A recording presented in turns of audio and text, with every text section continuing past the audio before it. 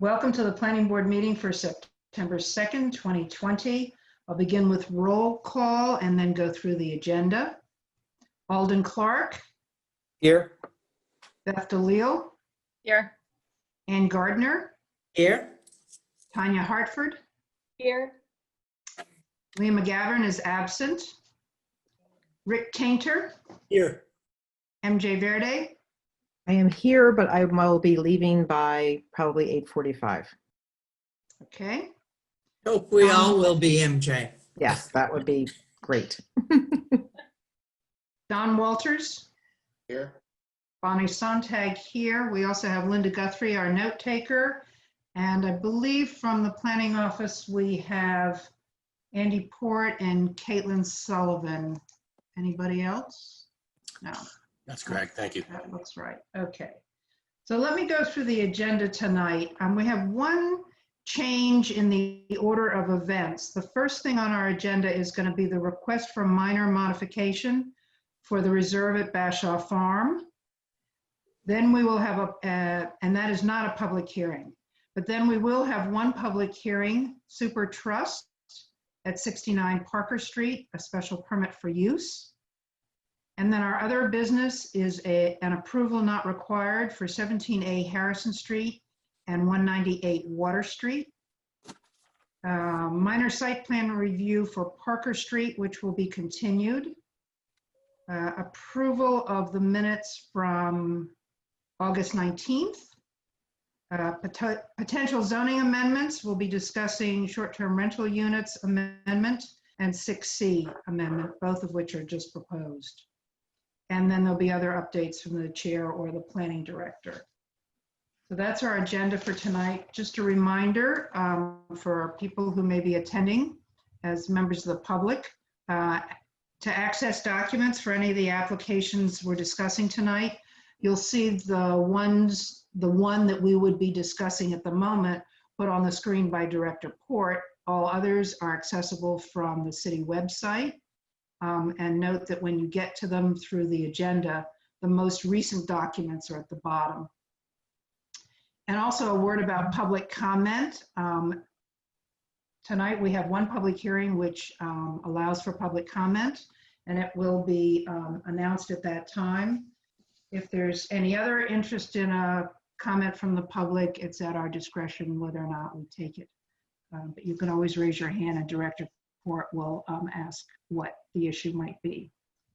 Okay, that's it for administrative details. Let's open with the request for minor modification. The reserve at Bashaw Farm. Attorney Mead, are you here? I am. Thank you very much, Madam Chair. Lisa Mead, Tellerman Costa on behalf of the Reserve at Bashaw Farm LLC. And just for orientation purposes to the board, this is the subdivision on the left, the first Colby Farm subdivision. And the lot we're speaking of is the last lot on the left. And this is a mere request to move the driveway from one side of the building to the other. Right now, you see the plan that was approved, and it has the driveway on the left side of the building. The house next door would like to put a deck on that side of their house. And so in order to provide a little more separation, we're requesting to move the driveway. And if you could show the next plan, Andy, to the right side of the building. We were before the Conservation Commission last night. They approved this modification. You'll see it goes up against the 25-foot wetland line, but then there's the proposed gravel pathway. So they're not particularly concerned about that. And the Conservation Commission approved this last night. So we'd request A, that the board determine this to be a minor modification, and B, that it approve the modification itself. Thank you. And thank you. And just for the board's information, I was notified that in fact the Conservation Commission had approved it. So we have that officially from them.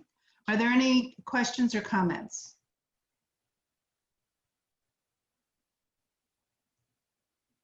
Then I'll take a motion to approve, to deem the request minor and approve the minor modification request.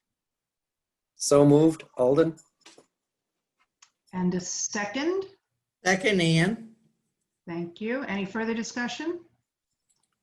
All right, all those in favor, and I will call the roll. Alden, Yes. Beth, Yes. Anne, Yes. Tanya, Yes. Rick, Yes.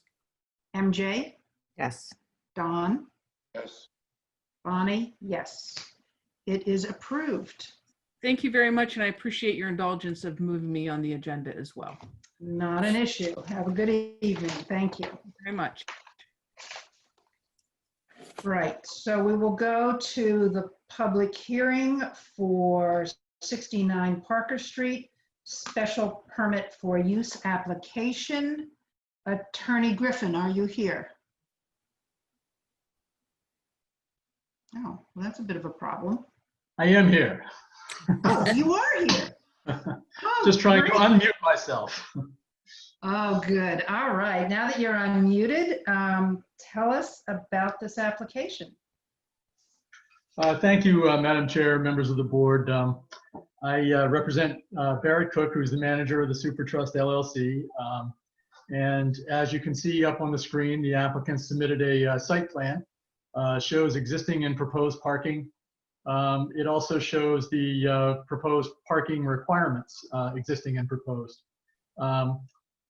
First off, the application meets all zoning requirements, so the only real issue to be decided in this special permit for use, it is a special permit for the professional services use 416. The only real issue is, do we comply with the parking requirements? And so that's why we presented just this plan for your consideration. So for the existing conditions, the premises is located in the I-1B zoning district. It's got industrial and office uses in its vicinity. The existing buildings are a little over 14,000 square feet of gross floor area. The current tenant in the building is Ibarra Technologies. That tenant is a light manufacturing tenant, which is a by right use actually, and occupies a portion of the building. Does not even really come close to, needing the parking that's already there on site. They have more than sufficient parking. They only require 7 spaces. The site itself is very large. It's 2.37 acres. The existing parking spaces, that are already on the ground are 31. And so Ibarra is only using 7 of those 31. And the lot is already striped right now. And so you might note from the aerial photo and also from the parking site plan that there are 3 loading docks, which Ibarra uses in its business.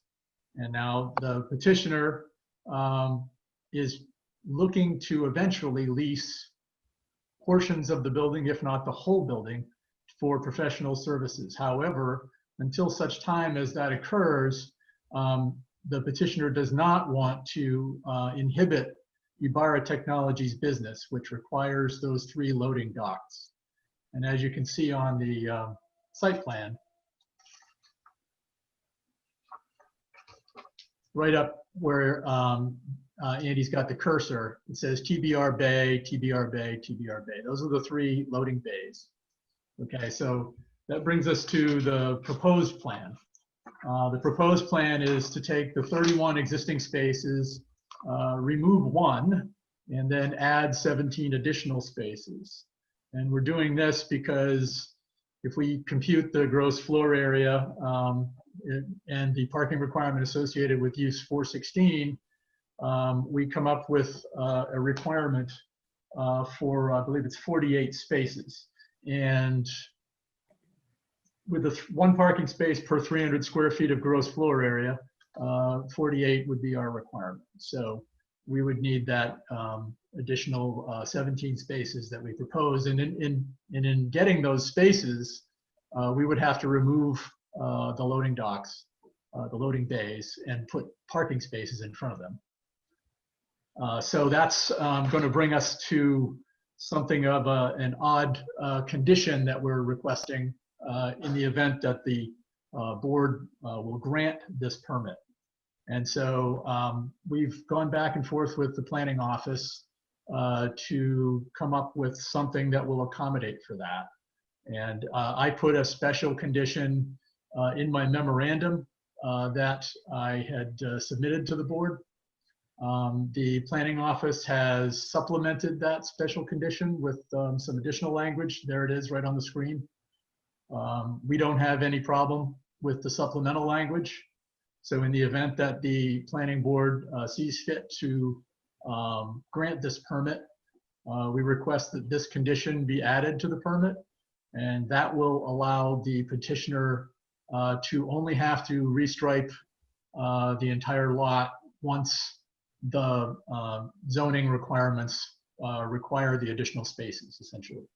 And so no occupancy permits or will be allowed until that is done.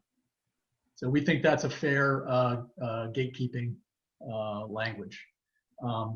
Now, with respect to the special permit criteria, I'll just go down those one by one. So the particular use proposed is a professional service use.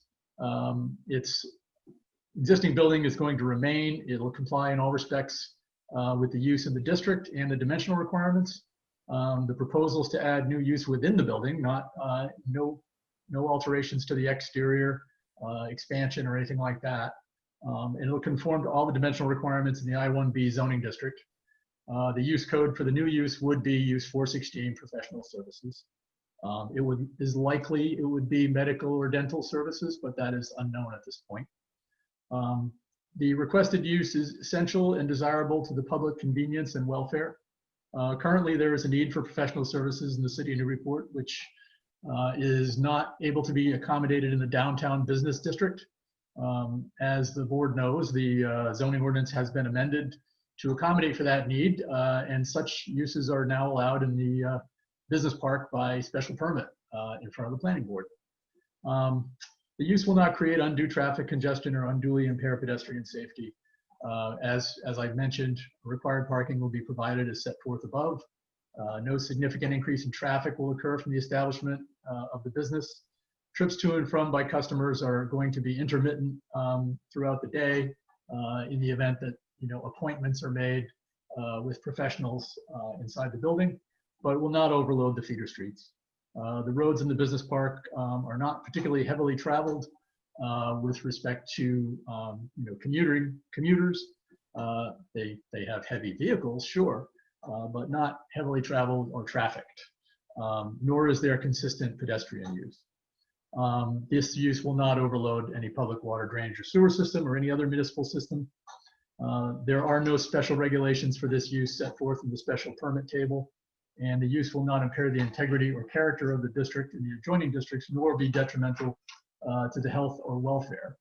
It will not cause an excess of this use in the neighborhood, and it's in harmony with the purpose and intent of the zoning ordinance, as again, the I-1B does allow for use 416 by special permit, so it is certainly something that was the intent of the ordinance to allow, as long as all criteria for such permit is met. It keeps with the plan to expand the constellation of business uses in the industrial park, or as we call it now, the business park, for more flexibility in finding, keeping, and keeping businesses in the city. And lastly, the use will comply with all building codes and will not emit any dangerous, objectionable, explosive, radioactive, or other hazard. That concludes my presentation for those reasons. Would respectfully request that you grant the special permit along with the special condition, and I'd be happy to take any questions that you might have right now. Thank you. Good. Questions from any of the board members who would like to go first?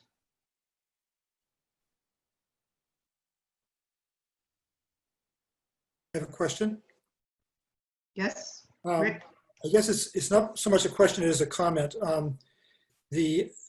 I appreciate the special condition that's being requested, but I would feel more comfortable if it were more specific. And what I mean by that is if we had a threshold of professional office space that kicked in the requirement to restripe the spaces.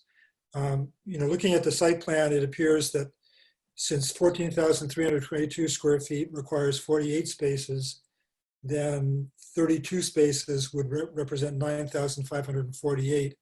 So I guess I'd feel comfortable if the requirement were something along the lines of the restriping of the parking lot to configure parking spaces should not be required to be undertaken until the professional service tenants have occupied at least 9,000 square feet of the floor area.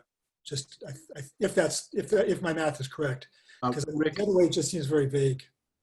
Rick, this is Andy Port, Director of Planning. We had discussed this condition internally, Caitlin, myself, Jennifer, and obviously Mark Griffin working for the applicant. The way this condition is structured with the additional language, and that I think we have a similar concern, although we addressed it slightly differently. We suggested this additional language to make it clear that essentially beyond the space that they're getting occupancy for right now, they would not be able to get the occupancy for the additional professional social service space in the building, any additional space, unless the zoning administrator can verify that they've got adequate parking. So rather than specifying any particular threshold in here, what happens is when they come in for that occupancy permit for additional space in the building, the zoning administrator would have to confirm that there was additional parking for that portion of the building based on the additional area. So without needing to reference any specific threshold, this condition makes it clear. It really is specifying something that really already happens, what we do, but it makes it clear in the decision that they just can't occupy any additional portion of the building unless the zoning administrator can confirm that the number of spaces added is sufficient. Okay, so just to clarify that, so this would mean that, in other words, they wouldn't be able to incrementally add parking spaces for a small amount. Once they got to where they were exceeded the 32 spaces, they'd have to go to the whole way and do the 48 spaces. Is that what you're saying? No, it's not written that way. And perhaps you might have a more particular concern about some particular threshold, but the way we had put this together was that this would allow the applicant essentially the flexibility to expand the professional social service space in the building from its proposed size, the initial portion of the building, up to and including the entire building, provided there's adequate parking on the site. So I guess maybe your concern is, you know, at the end of the day, the way this condition is written right now, with the additional language from the office, they would have to show at least the minimum number of spaces for that portion of the building on the site. So yes, that could technically mean that they could do part of the striping that's on that plan as opposed to the entire striping, if they wanted to occupy a portion of the building. So perhaps maybe that's where your concern lies, but they would not be able to get occupancy in the building for the remainder of the additional space unless there was adequate parking based on the square footage they're proposing to use at any future time. Yeah, that was kind of my concern, is that we're approving a site plan here as part of this special permit granting action. But what you're saying is there might be a site plan that is neither the existing site plan nor the one that we're approving, that might exist for some indeterminate amount of time while the professional office space is growing. And I kind of feel uncomfortable with that, having a site plan that has not been approved by the board as part of this special permit. Understood. I'll leave that to the board and the applicant. It's understandable, I guess, the concern. I don't know if, how that impacts the applicant, but certainly the condition could be modified to require it if there's any additional space beyond what's currently proposed. Would it be possible, this is Bonnie, to incorporate into that some sort of staff review of interim site plans as they expand beyond the current use, that is then allowing them the occupancy, so that there's a documentation that backs up the condition that we see here and release of occupancy permits? May I make a suggestion? From the office's perspective, I would say that that's preferable. I think it's a more streamlined process for addressing the additional parking that would be needed, given that this is parking that's really just for the employees at the back there. That seems like it'd be a more streamlined process than coming back to the board with a interim plan or whatnot, but I'll defer to you. We actually think that once we reach the existing parking threshold, we're going to restripe the whole lot anyway. So language to that effect would be satisfactory for the applicant if the board could see their way through on that. Okay. I see now Rick's nodding his head. Are you in agreement then with the interim site plan to accompany? Oh, I didn't think that was what Mark was saying. I thought he was saying that they would jump from the existing to the proposed. But yeah, Yes. but I think as a catch-all, in case that doesn't happen, there's no problem in adding to this condition interim site plan to reflect, partial, what do you want to call it, expansion to the point we where have a- this site we have a- plan then kicks in. We won't need those spaces until we reach the threshold. Exactly. So if you were to have a provision in there that allowed the planning director to administratively approve an interim site plan and have that site plan on file in the planning department at any point, then I would be happy with that. I just didn't want to have a plan that had no record of having been approved. Okay, let's add that to the condition, Andy. And I'll double check that before I sign it. Understood. That works fine.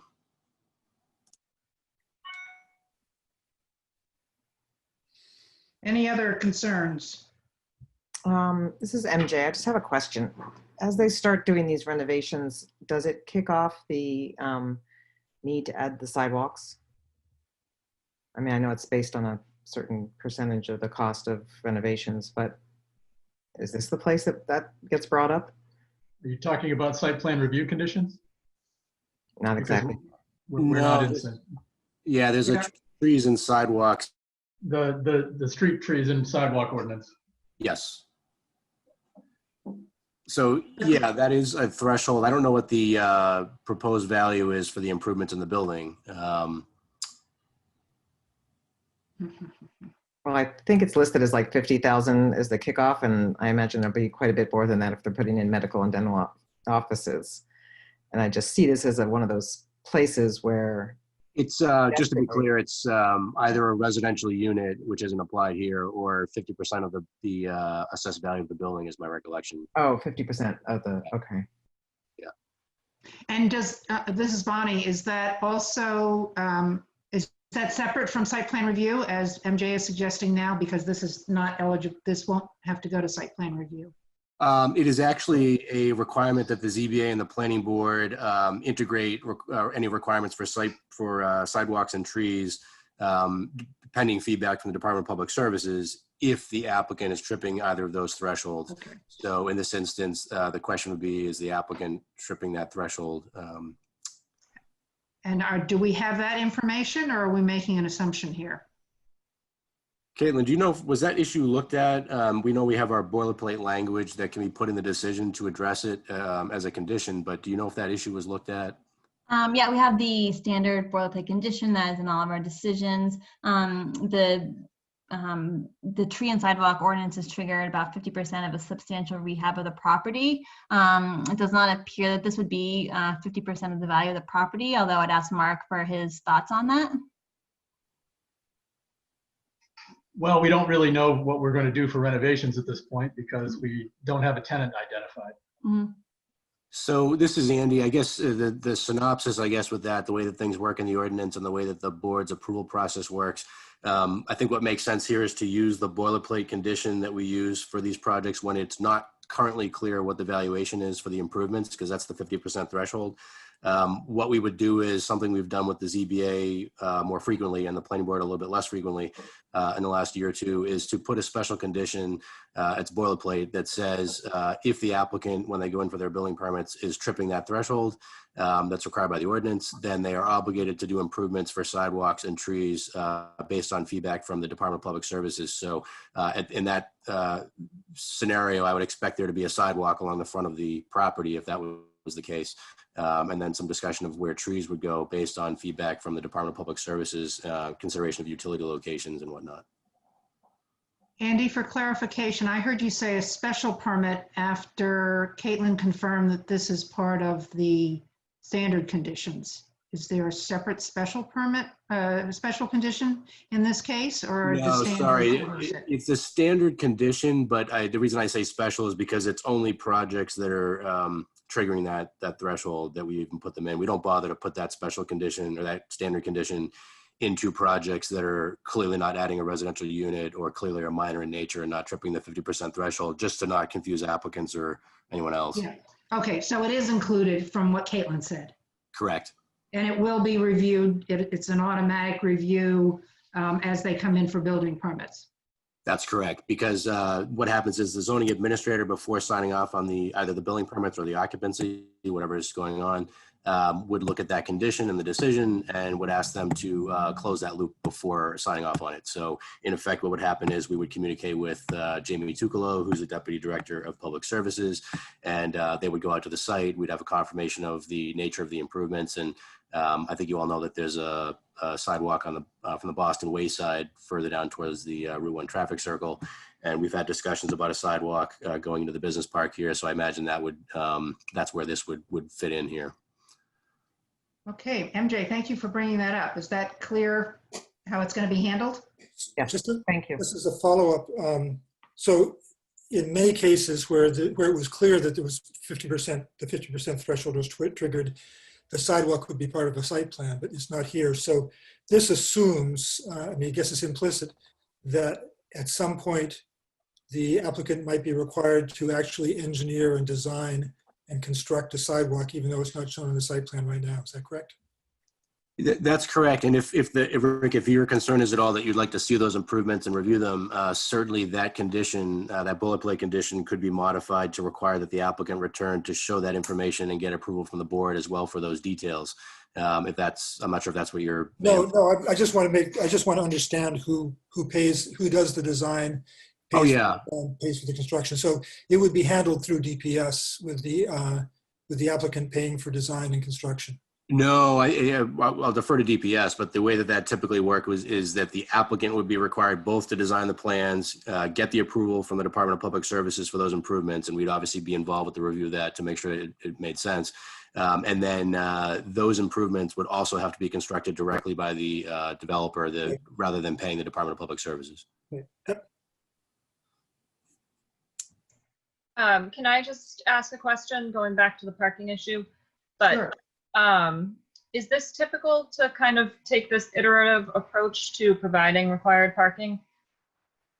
That's a great question. It's not typically done this way because usually there's a little bit more clarity. What we were trying to do here, and again, we defer to the board how you want to handle it, but recognizing, it became apparent to me as I was talking with Caitlin and Jennifer about this application that the applicant was looking to permit a portion of the building for a professional social services now, but also was hoping to essentially secure the right to expand that in the rest of the building. And that was apparent from the condition that was proposed by the applicant. So what we tried to do was add that additional language to make it clear, because the office has no objection to approving essentially two things at once. One is the use going there. We have no objection to the professional social service use there at all. And as far as the parking requirements, which is the site constraint that needs to be addressed, we felt that it was reasonable for the applicant to be able to show that they presently meet the parking requirements for the portion of the building that they need, and in the future to be able to do that they would essentially trip that threshold where they'd have to build those or stripe those additional spaces in lieu of the loading bay areas that are at the back there that are being used. So what we were trying to do is essentially streamline the process, because we figured at the end of the day, you'd be back in the same situation. The applicant would be back in the same situation. You'd ultimately be approving a plan like this anyway. It seemed to make sense to try to allow both of those things to be reflected clearly in one decision, so that the property owner would be able to fluctuate the amount of professional social service versus the other uses allowed in the district by right, without having to continually come back to the board every time they're modifying that situation. But that just try to summarize what we were trying to do there. Mm-hmm. I'm just wondering, so if they were to do a portion of the building professional services and keep the current use, would they technically have enough spaces? So the building itself would obviously be subdivided in a different way, right? So we'd see. Yeah, and is that typical, I guess? It does happen in the business park. There are a few other places in the city, although to a limited degree. So this does happen in the business park for various different uses that are allowed as of right. I'm not sure if I can recall off the top of my head seeing it for a special permit use, but it does happen all the time for as of right uses. And they effectively have to just show again that if they're adjusting those demising walls and reallocating space, they have to demonstrate the parking requirements are met. In this case, in the recent years, we actually have a zoning administrator who does that as opposed to relying upon the building commissioner to check on those things. But yes, in effect, that happens on a regular basis, more, I would say more particularly in the business park than anywhere else. Okay. I'm just wondering if, in order to not set some precedent that we're not going to want to follow, if we should maybe add some language about it being unique circumstances or something to that effect, given, I mean, you know, in looking at it and not understanding that they were using the loading docks the way that they were, I didn't understand really what the issue was. But now that I, you know, it was pointed out that they need to keep those spaces clear, I just wonder if it's worth putting some language in. Yeah, we could, I mean, maybe perhaps for clarification, we could add in that condition, just clarification that based on the applicant's, the expectation the applicant has of fluctuating that professional social service use in the building, that this condition is meant to accommodate that. And the board finds that reasonable in this particular circumstance. Is that what you're? Yeah, I'd be more comfortable with something like that. With some language. Good. That's another addition. We have no objection to that condition. Okay. Anything else? I have a question or comment. Number one, going back to the standard conditions that will be included in the special permit. I don't have them in front of me, Andy. Sorry. But is there a section in there that says before that building permit is issued, they're going to take a look at the uses, and in turn, if there is incremental water and wastewater, especially you had mentioned to us that it's possible that the water and or wastewater facilities are reaching some limit. What is the process used to protect the city that somehow there is a use that, you know, increases those services? Well, actually, I don't want to speak for the water or sewer divisions, but I'm pretty sure that the capacity won't be an issue. The limitation we had, you might recall from some years back, we had in the business park was there wasn't a sewer lift station with capacity. That was replaced a couple of years ago with a MassWorks grant we applied for. And so now the capacity in the business park is enough there to hold, I think it's 1 million square feet of additional space they included, just to be sure. So in the business park. So the bottom line, I guess, is I would not expect there to be any capacity issues there, you know, based on the fluctuation of uses in this building, of uses that are allowed as of right in the business park. I think that certainly discussion we need to have as a city about our water supply and build out capacity. But I don't think that water or sewer are limitations here based on my communications with public services. Okay, and Andy, just to be sure that you understand what I'm referring to, I'm not necessarily referring to the infrastructure adjacent or in proximity to the business park. But again, I thought I heard you at our last meeting say that there are some studies being performed because some people, entities within the city are concerned that our water and wastewater overall, i.e. the water treatment plants and or the wastewater treatment plant, may be reaching capacity. And the way I had inferred what you said is that it was a bit unexpected. And I may have misunderstood you. No, I understand where the confusion comes from. No, it's a good question. The bottom line, I guess, is that the water department is doing another assessment of the water resources of the city, trying to make sure that they're best protected. And as part of that, we were having some discussions about build out because I want to make sure that whether the staff there changes over time or not, we have a good idea as to where that build out is. I think the build out concern really comes from the residential side of growth as opposed to the business park uses. And that's where there's some sensitivity to, for instance, if we're adding more accessory units or we're having, a build out in the Waterfront West area or the 40R Smart Growth District, we were trying to make sure, and we want to continue to make sure there's enough capacity there. But I have never heard concerns from the Public Services Division, water sewer, about any uses in the business park being a concern there. It's really the residential growth that I think that would drive that concern that we would hit our cap. Okay, thanks. And the second part of my question or comment, when do we, and I first of all understand that there is zero incremental impervious service we're adding. However, because we're going, a special permit is being issued, when does the clock reset with respect to taking a look at current regulations, i.e. how do we know that the stormwater regulations, if this was a brand new facility, are the stormwater regulations, the current ones, do they have to be followed? Do the actual runoff, et cetera, be followed versus when this was done X number of years ago? So is there such a thing as a cutoff point? I don't know. So it's really a question to you. Or maybe Yeah, the more- stormwater regulations don't have that as a trigger really, so it's not the fluctuation of the uses in the building. If the real trigger for stormwater adjustments would actually be the site improvements themselves.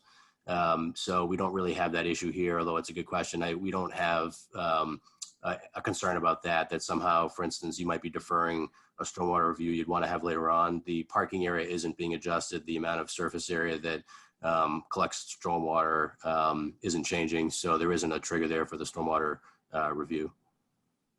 Thanks. That would have been my assumption too, but thanks for validating that. Okay, anybody else? So we have the draft decision and the potential findings have been listed there, and Attorney Griffin went through them. We've had a chance to review them, so they're pretty straightforward. Don, you have a question. Excuse me, do we just have to, I may get into process wrong, do we need to open for public comment or? Thank you very much. You are very good at watching that for me. Thank you. Yeah, you know I was going to go into the decision. Let me stop and open for public comment. If anyone would like to speak, please state your name and give us your comments within 2 minutes. And Andy, if you electronically raise your hand, Andy will let you in. I'll just give a moment for that. I don't expect, based on our attendance, to have a pretty limited attendance this evening. It doesn't look like anyone's raising their hand, so I'll assume that there aren't any interested parties. Okay, then I'll close public comment just mention again that the potential findings in the draft decision are consistent with what Attorney Griffin went through on the findings or the criteria for the special permit. Unless somebody would like to highlight any one of them for further discussion, we can move on to the motion. All right, I'll ask for a motion to approve the special permit for use in accordance with the draft decision and the amended special conditions that we discussed this evening. May I have a motion? This is MJ, so moved. Thank you. Second? Second, Rick. Okay. Any further discussion? I'll take a vote for approval. If I have, yeah. Alden? Yes. Beth? Beth?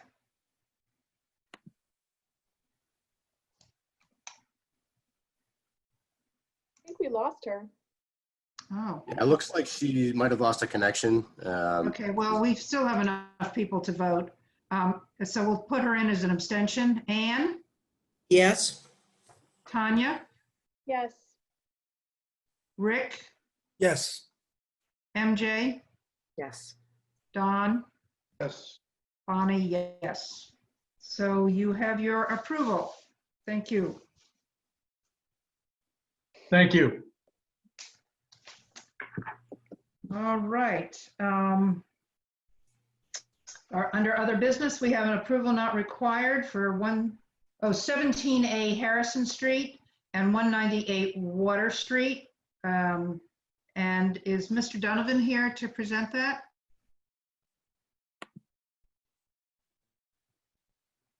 Yes, Mr. Donovan, are you able to unmute yourself? Yep. I think, Okay. Can you hear me now? Yes, we can. Oh, great.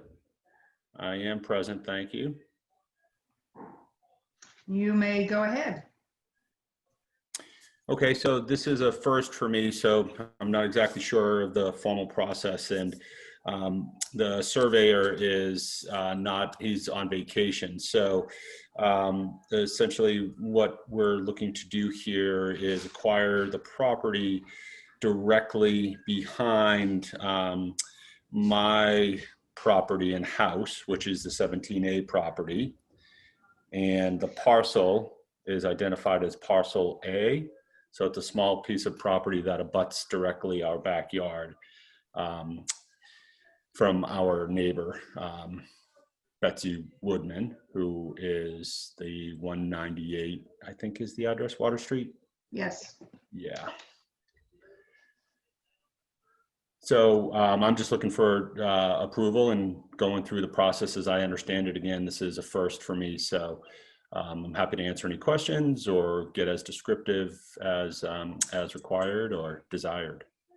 Andy, this is Andy Port. The office reviewed this A&R plan. This is pretty typical of approval not required plans where essentially someone's shifting a lot line at the rear of a yard, swapping some yard space or whatnot, and there aren't any problems created by this plan because there aren't any structures or setbacks or things going on back there. It's sort of a vacant parcel at the back portion there. So this is essentially just land being added to an adjacent lot from a very large parcel. Good. Does anyone have any questions, Rick? Yeah, Andy, you may be able to best answer this, or Mr. Donovan, I'm not sure who. It was a confusing plan to me because of the existing lot. Is the existing lot like a condominium or something like that because, with the dashed line going through it? Or is it actually a real lot? When you look at the plan, it looks like parcel A is being attached to both 17A and 17B, but that's not what the application or the plan say. It says it's only being attached to 17A. So it's, yeah. I don't understand that. Yep. Yeah, let me describe, the dynamic here. So this is a condominium, 2 units, 17A and 17B, and connected by a very small line, about a 10-foot wall. If you look at the 2 structures, you may see that almost in the middle part. Mm-hmm. There we go. And the property behind the land, that is all part of 17A, my unit.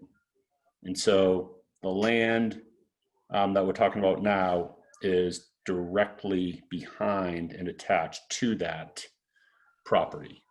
So let's go back to the site plan because that's, again, it's confusing to me. It does look like the parcel A is overlapping both 17A and 17B, according to the way the plan is written. But I also don't know if it's possible legally, and Andy, you'll have to answer this, if it's possible legally to attach parcel A to part of a parcel and not to the whole parcel.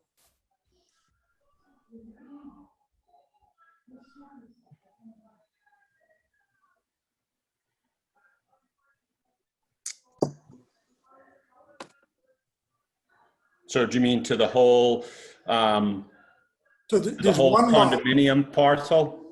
Well, no, I was actually asking Andy for this. There's I one think lot. Andy is muted, Rick. Oh, okay. Oh, sorry, I was muted. My yeah. apologies. So- Thank you, so Ann. there's one lot which has both 17A and 17B in it, according to the way I may be wrong. When I look at my map, the aerial map, it shows it as a single lot. When I look at it here, Yeah. it's not clear whether it's a single lot with 2 condominium units or 2 separate lots. If it's Yeah, 2 separate lots, I can see attaching A to 17A. But if it's one lot, I don't think you can do what the plan says it's doing.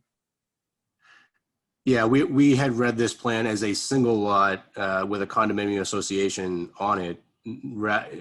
That's essentially how it. So you see the dark line type on the outside. Right. So the surveyor has used that line type to indicate that that's the full lot that's in question that parcel A is being added to. So I think the other owner should be listed on the plan, shouldn't they? Shouldn't Furno Trust be listed on the plan since it's being attached to their property as well? Yeah, are you able to speak to, Mr. Donovan, are you able to speak to the ownership? Yeah, I'm the president of the condo association. And so there's approval, there's 2 of us as members, and there's approval to go forward with this. Right. No, I'm not questioning that. I'm just questioning whether this plan is an appropriate plan because it says it's doing one thing, which is attaching it to 17A. But in fact, I think it's attaching it to 17A and 17B. And how you work that out internally in the condominium is not really a matter for us, I don't think, so much. But I think this is a yeah. Go ahead. Maybe I'm missing something, Rick. I think there's some confusion because really what's happening here is that the A&R plan that the portion of the sketch plan that's next to the detailed meets and bounds is a little sketch plan of the larger lot that the Woodmans own. Yeah. There's the 17A and 17B are listed in there and shown as essentially the sub portions that the assessors are keeping track of, right, for the condominium portion. But in reality, it's, I think, the opposite situation as far as the lot. So essentially, it is one singular lot, and the parcel A is being added to that. There happens to be a condo arrangement on that lot, and unfortunately, there's some confusion created by 17B and 17A being shown on that that other sketch there. Maybe I think that's where maybe the confusion is coming from. Well, it's also the owners of record is incomplete, and note 1 is inaccurate. So, as far as I can tell. Note 1. Oh, I see. I see what you're saying. Yeah. So, Mr. Donovan, are you able to speak to that? It does look like perhaps it should be listed as. Yeah, I see that the notation only makes reference to 17A and does not make reference to the entire parcel. Perhaps that's a little bit misleading or confusing. And also, again, the Furnos should be listed. The Furno Trust should be listed as one of the owners, I think. Yeah, Or the I would agree with Condominium Association, perhaps. I don't know. Yeah, I would agree with what the comment that Rick has made. I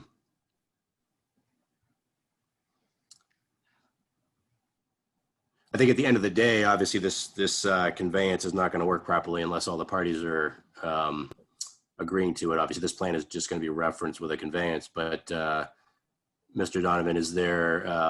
Rick, I don't know if you're looking for a plan revision or that and some sort of signed concurrence of the other property owner or other condo owner. I would be. I don't know whether it's possible to do this, but I would be comfortable voting to approve this subject to the plan being revised and corrected. I would suggest that the matter be carried to another meeting where the proper plan could be voted on at that time, as opposed to a condition for an A&R. Yeah, I think I agree with that as well. It's not a big deal to do it. And clearly the surveyor has to be brought back in, but it is an A&R and they're pretty straightforward, and we should probably have it all clean when we do approve it. So, Mr. Donovan, do you want to speak to the surveyor about adjusting the plan and reflecting the note accordingly, or? Yes. I mean, I'm not sure how he would reply. Unfortunately, he's not on this call. I do appreciate, that suggestion, Rick, to see if we could get approval, and I could turn around and update, immediately. In terms of the two items that you discussed. So we could put it on our next meeting agenda, September 16th.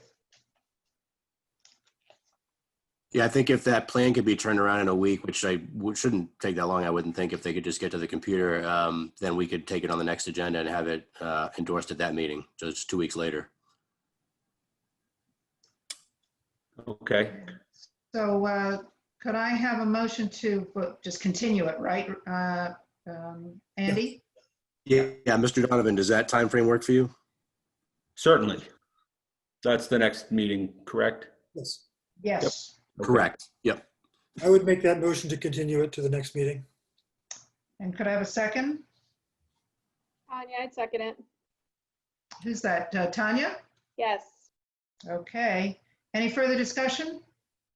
One quick question just for Donovan. I was just curious why the parcel A wasn't set up to align with the lot lines. Yeah, that's a great question.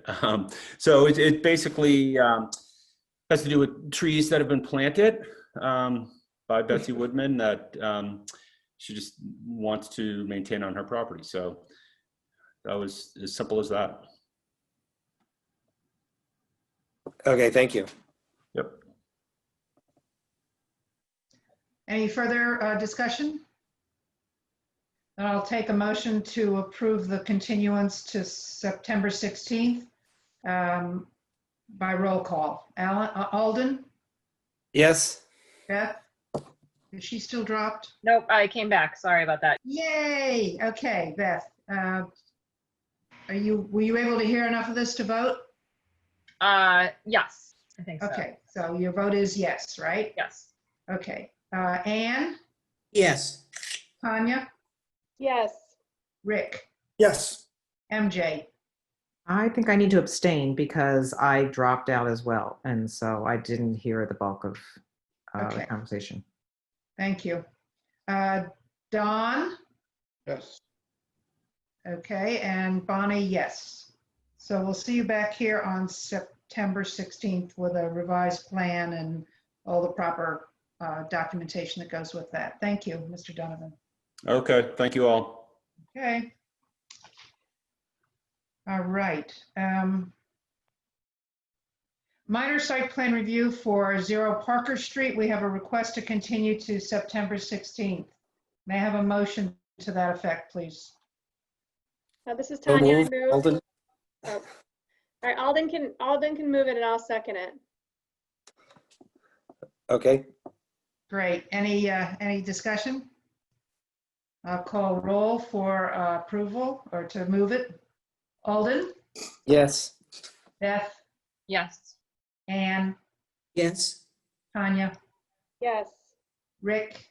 Yes. MJ? Yes. Don? Yes. And Bonnie, yes. Okay, that seems to be all of our, well, we do have other business. We still are in other business. So those are all the applications, unless I've missed something. It looks, That's it. That's it. Okay. So we have the minutes from August 19th. Rick and Don and I have made some minor edits in it, nothing so substantive. So I'm going to ask for approval of minutes. One question before we do that. We'll have discussion. So I was going to open it for discussion. Is this about the minutes? To approve? Yes. Okay. Don, motion to approve. Second, please. Second. And now discussion. Alden. Yeah, I just wondered if Rick made the correction to his comment. I think it's just a typo where it referenced the zones B1, B2, and so forth. It says B2 twice in the I minutes. didn't catch that. Okay, it's about 2/3 of the way in when Okay. you were. Alden, could you just highlight that for Linda and send her a quickie note tomorrow morning so she has that and knows exactly what you're talking about? Okay, sure. And Linda's copied on the minutes, so you'll have her email address. Yes, I have it. Okay. Yeah. Great. This is Tanya. Linda, I have a couple of minor comments. I'll send them over to you, just clarifications on some things, but nothing major to discuss. Okay, and you're sure these aren't changing any of the sense of it that we need to know about? No, it's basically just taking out some repetitive, like just some Oh, language. okay. Yeah. Cleaning it up, which is, yeah. Just cleaning it up. Yep. Mhm. Okay, yeah, and that's what I meant earlier about Don and Rick and I. I So- should have sent them, I should have sent them in advance, but I just read them It's right before just, the meeting. yeah, I just want to make sure that we're not letting anything slip through that isn't discussed in a public forum. Yep, no, it was just a couple of clarifications on the zoning discussion. Okay, Bonnie, yes, Linda. if Alden will just tell me what page number it is, he doesn't have to send me an email. Do you know, Alden? You're muted. Yes. Yeah, I viewed it online, and so it's just one constant stream of consciousness. I don't have the page numbers. Oh, all right. That's all I need in your email is the page number. I noted what it is I'm looking for. Okay. Like I said, it was about 2/3 of the way down, but I'll send that to you. That's fine. All right. Great. Any other edits for the minutes? Okay, I'll go through roll call for approval. Alden, Yes. Beth, I wasn't there, so I abstain. abstain. Anne, Abstain, I wasn't there. Tanya, Yes. Rick, Yes. MJ, Yes. Don, Yes. Bonnie, yes. Good. All right. We're at the potential zoning amendments discussion. And it's time to go back and look at short-term rentals. From the joint public hearing, we had some differences of opinion with what's been proposed and need to discuss those for ourselves to see where our consensus is. I just want to say before we get started that any discussion and our recommendations that come out of tonight will have to be reviewed in the joint public hearing on, when is this, October 7th, just to make sure that everything stays within the public realm. So if you even have the slightest idea about something that you might want to comment on after this meeting, I suggest you put it into the public record during the meeting so that everything stays in the public realm.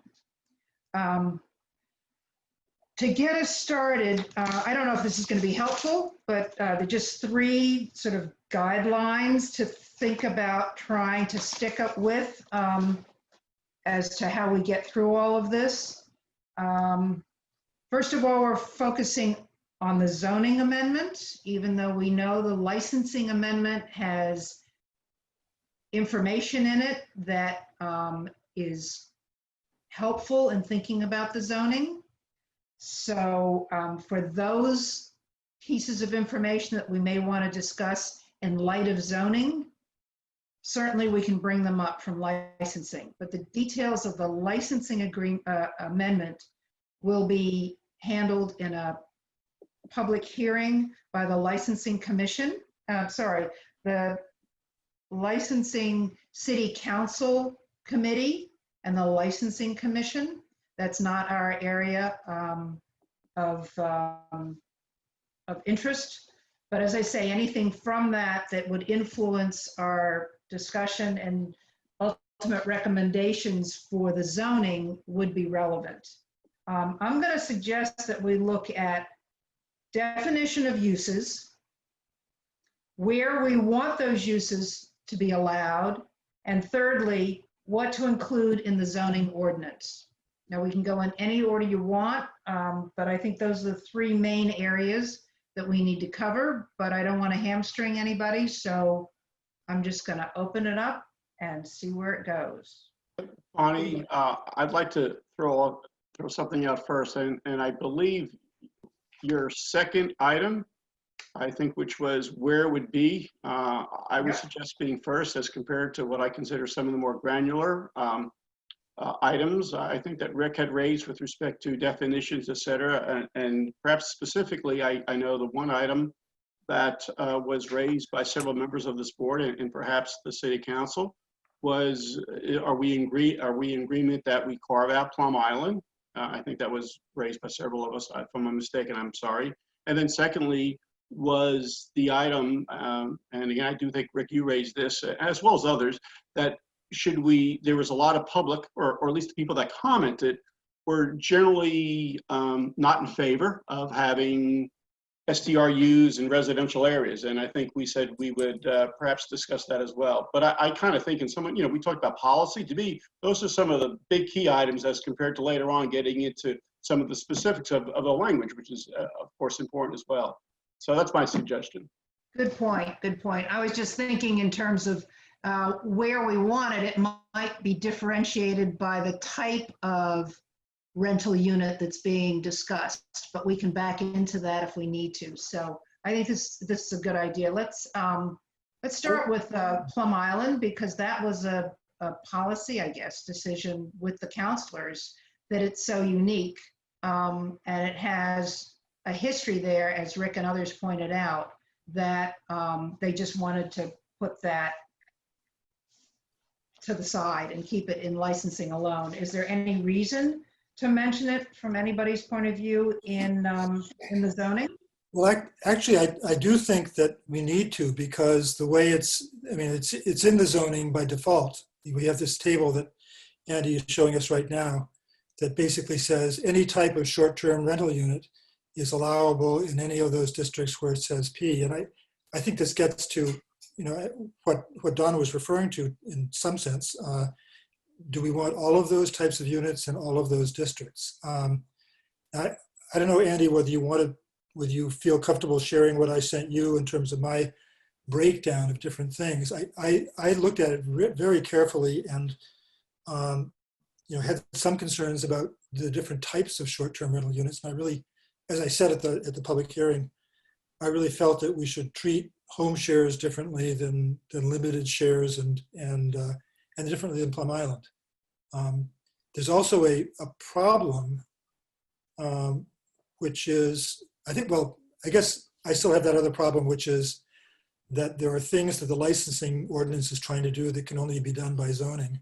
And so there are things that I would like to bring into the zoning ordinance that that really need to be there, like parking. Parking has to be in zoning, it can't be in the licensing, really, per se. So, but I did have a breakdown. I thought we should do that. But there you go. This is a sort of a suggestion I had. My idea was that home share rental units are the least intrusive. They're basically saying, I'm going to go away on vacation, let somebody else live in my house for a month. And so they could be allowed pretty much anywhere, any residential district as of right. I wouldn't have a problem with that. Limited share and owner adjacent units are different because they involve bringing more people into a neighborhood. The owner is still there and we're bringing more people in for shorter periods of time. And there can be multiple unrelated people at that time. So that's where I thought we should be thinking about a special permit. And then Plum Island rental, I created a new use called Plum Island rental unit that would only be allowed in the Plum Island overlay district. And that's basically, the difference there is that it doesn't have to be the principal residence of an owner. It can be investor owned. So, and that seems to be just maintaining the status quo. So that was my suggestion. I know that Councilor Eigerman felt that this was adding too much into the zoning ordinance, but I do feel that these are different uses. And this is Andy. I kind of agree with what Rick is saying here. I have no objection to this particular amendment. I think it makes sense. I don't know where Councilor Eigenman will fall, but I like the idea because I think there's an argument to be made that there's a zoning component if you're trying to make an exception within the limited area of Plum Island, but that limitation isn't clear, entirely. I think this is a good way of handling that, is having essentially one major category, which is short-term rental units, and then subcategories for that reference in the zoning. So I'm fine with that if that's the way they want to go. So I think this is a good place to stop and just ask whether other members of the board feel that this is a good way to regulate things and whether this is going to address any of the concerns that were raised by some of the residents. Yeah, I agree. I think, No, go ahead. I was going to say, I think a breakdown is appropriate here because of the different uses. And just a quick comment, you mentioned that, the Plum Island overlay is mentioned in the zoning ordinance that was presented to us already. So I think it is involved in the zoning already as well. But I agree. Who would be the special permit granting authority? Thank you. Good question. Yeah, that's top of my list. Who's going to do all this? And not only that, are we going to? Let's start there. Okay, all right. We'll just start who and then how. Depending upon who is, we don't care about the how. Well, what I meant by the how is, do we want to have just use the broad categories under this special permit findings that we have already in the ordinance, or do we want to add in addition to that to help this special permit granting authority, may the force be with them, to do this? So This is Andy. If I could just add a comment for your consideration before you have that deliberation. The support that I would offer for this adjustment is the fact that it provides all clarification for all those sub-uses essentially in the table. I just wanted to clarify for the record, I'm not necessarily in agreement that there needs to be a special permit in addition to a license. That's something for you to discuss with the council, but one thing to consider is the additional process that would be involved with two different boards, two different, nights of hearings, different, considerations they might have and whether or not there's any conflict there. So just keep in mind that you're essentially having someone for a short-term rental unit within those categories going to two different entities or agencies of the city for approval. So I'm a big fan of short-term rental units. Use them all the time. I think putting a special permit layer on for those two variations on it, it's over-regulating it, is what I think. I agree I with you, tend Ann. to, Can we have one person, who's that mumbling about something? Oh, sorry, this was Tanya. I just said I agree with Ann. I would not agree to have a special permit for these uses. And I think what you're going to do is you're basically going to encourage more illegal rentals, because who's going to enforce it? yeah, and I was going to raise the point, like, so Rick, you think that the home share is less controversial, but I think a lot of comments were about noise and nobody is there to see what these people are doing. And with the home share rental unit, some people seemed more troubled with that than you might be with an owner adjacent or limited share where the owner is there to oversee what's going on. So the one thing that I looking through this, and again, it's a point I made at the last meeting, there's an overlap between some of these short-term rentals and bed and breakfast and lodging houses. And many of these short-term rental units are going to fall under our definition of lodging house, the way we have it in our ordinance.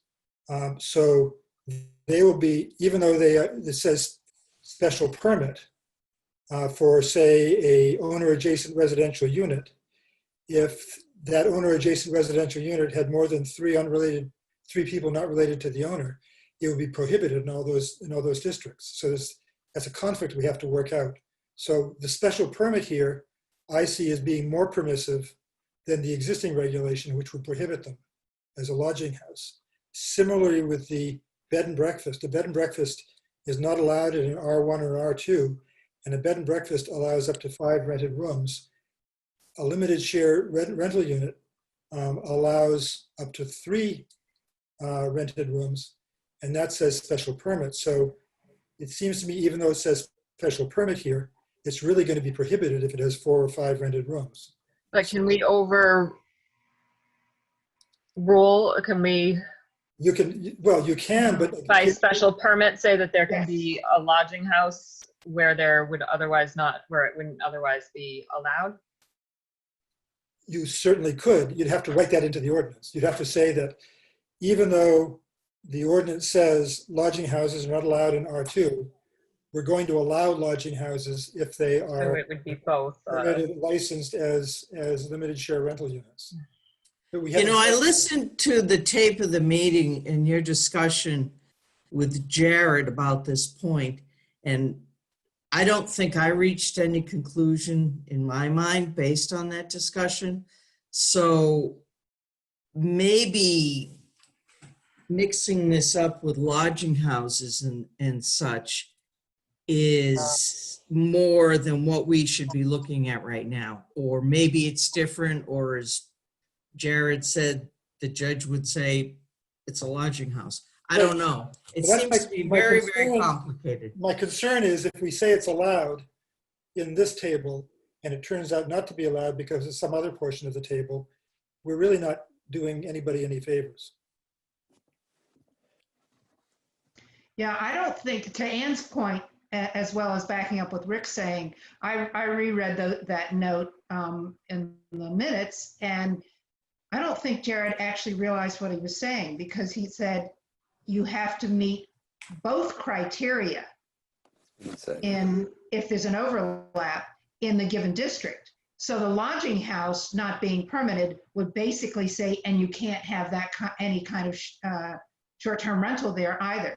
So it automatically knocks it out. So if we went with the proposal as it is currently, not this one, where it's permitted in residential areas, districts, not allowing a lodging house under the current definition would wipe it out.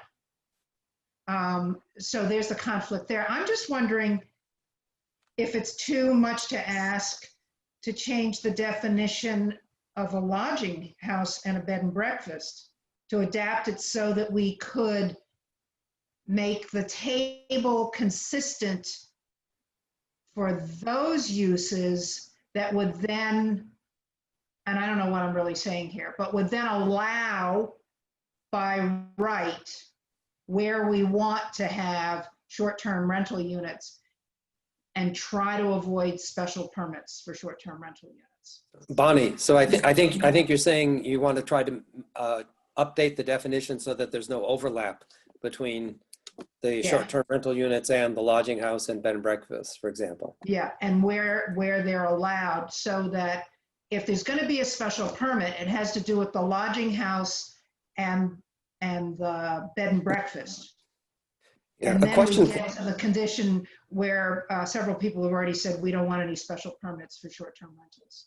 Right. A question connected with that, I don't know if this will help clarify, but is there a license required for bed and breakfast and for lodging houses separately? Yes.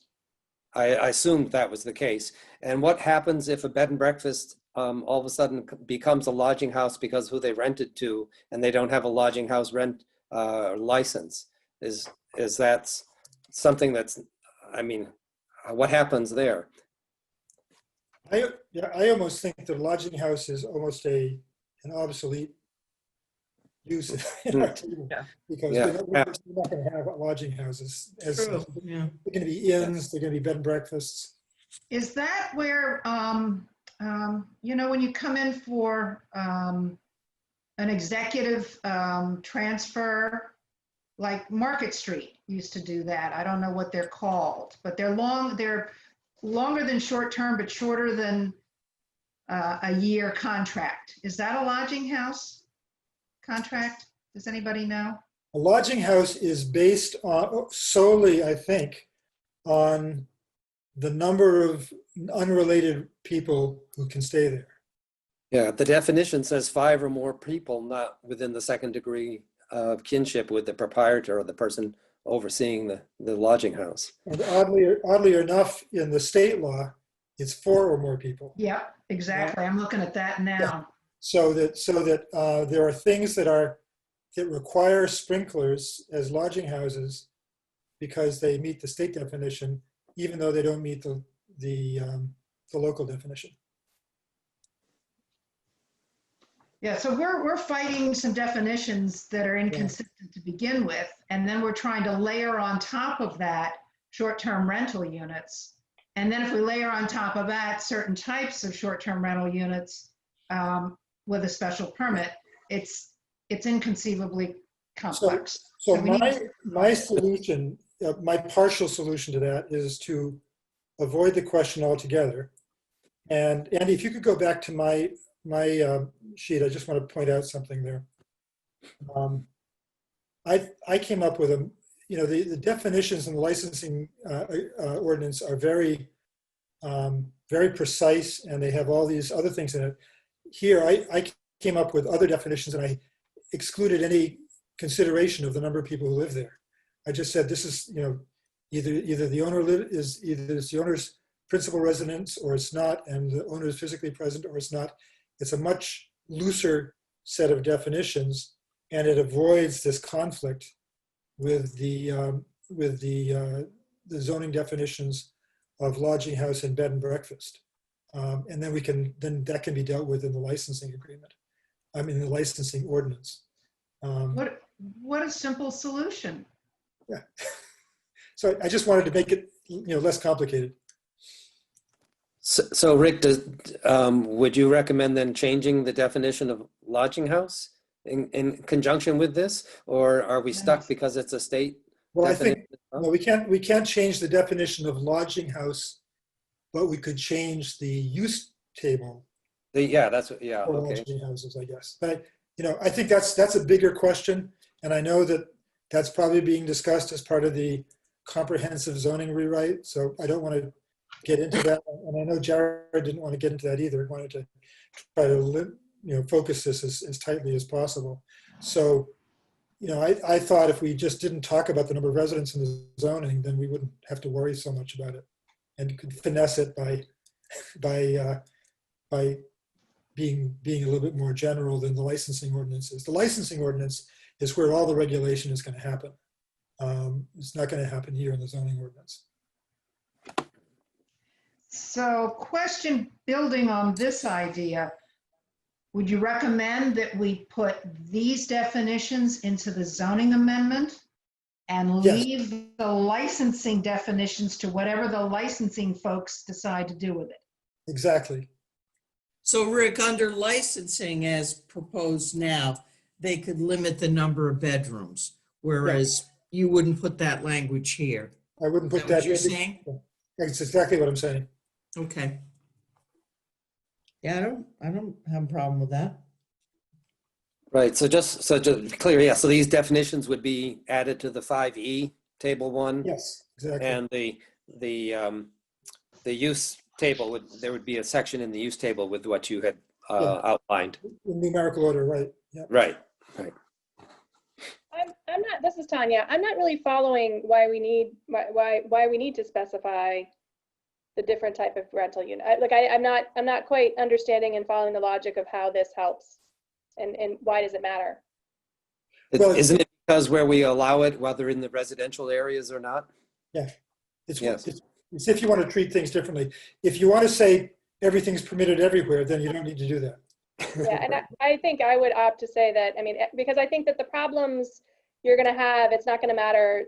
You're going to have problems one or the other, and where you're going to regulate that is in the licensing, because there just might be a problem, a person who rents out their house who has problems, and then you need to take away their license.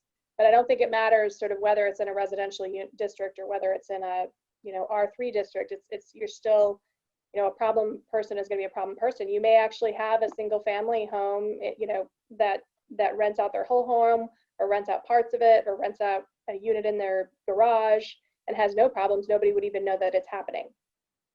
So I think that it's almost overcomplicating it, I guess. See, I was trying to be more permissive than the existing situation. Right now, as I said before, bed and breakfasts are prohibited in many residential districts. And I would like to either permit them or allow them by special permit in those districts. So that's, I'm trying to get at that and say, I think, right now, there might be many things that are limited share, that are technically limited share rental units, but they might be called a bed and breakfast, and you can't put them anywhere in a residential district. So I was trying to be more permissive than our existing ordinance, I guess. Yeah, I like to keep in mind that the licensing ordinance is the one that really controls the behavior, and that we are looking at zoning.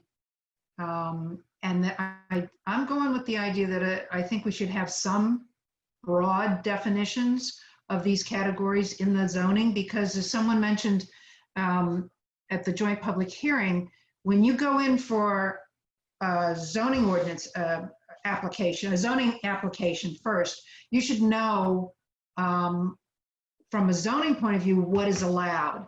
And without any definitions in there, even as broad as these are, I think the applicant is going to get confused, and then they're going to have to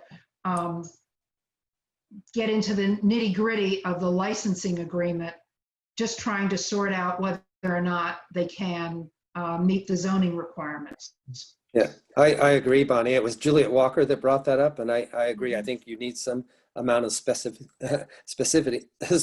in the zoning so that they have an idea of what's allowed or not before they go further. Yeah. So Tanya, that's kind of why I like this as a starting point for people. Obviously, they're going to have to go into a lot more details with the licensing. And I'm with you about how people are going on about all the problems that are going to come up and so on. The licensing will take care of that and the requirements in there. The bigger question is about having one of these types of short-term rentals in a residential neighborhood being seen as a business. And I think that is a hurdle that we have to help members of the public get over or get around or come to learn to live with if we're going to go with permitted across at least all the residential districts. So does anyone have any comments on that? Do you think it's an issue? I mean, Bonnie, I'll throw something out. At one point, I thought there was a discussion also on time, and I think perhaps it may be in the licensing, I don't know. I was just focusing on the zoning, but you know, to your point, I do think there's a difference between someone having a short-term rental unit for 3 months out of the year, whether it's consecutively 13 weeks or something, versus basically full-time in there. To me, there is a difference, and the difference is not the intensity; it's the intensity multiplied by the time. That's true, because if you had a bed and breakfast or even a lodging house, you're trying to keep it open all year round as a business. What if we just put in the definitions? Like we looked at a definition for a lodging house and said it doesn't include a fraternity. Well, how about we say here, it doesn't include a bed and breakfast? Yeah, I think if there's a way to distinguish. And then forget the whole special permit, because I don't think we should get into that. Yeah, I tend to agree. I mean, I think with the license provisions, if they can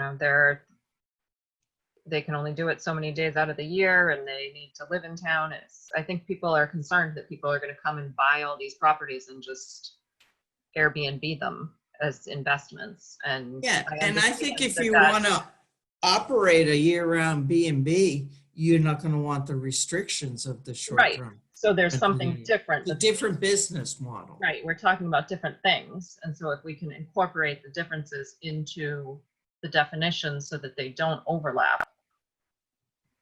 Yeah, but how does the bed and breakfast not overlap with what we have in the zoning? Seems to me that's quite an overlap.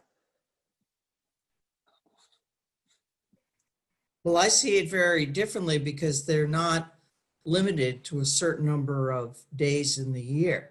So, it's their choice. You want to be a B&B or do you want to be a short-term rental? And if you're going to be a short-term rental, you can't do it for that many days of the year. Right.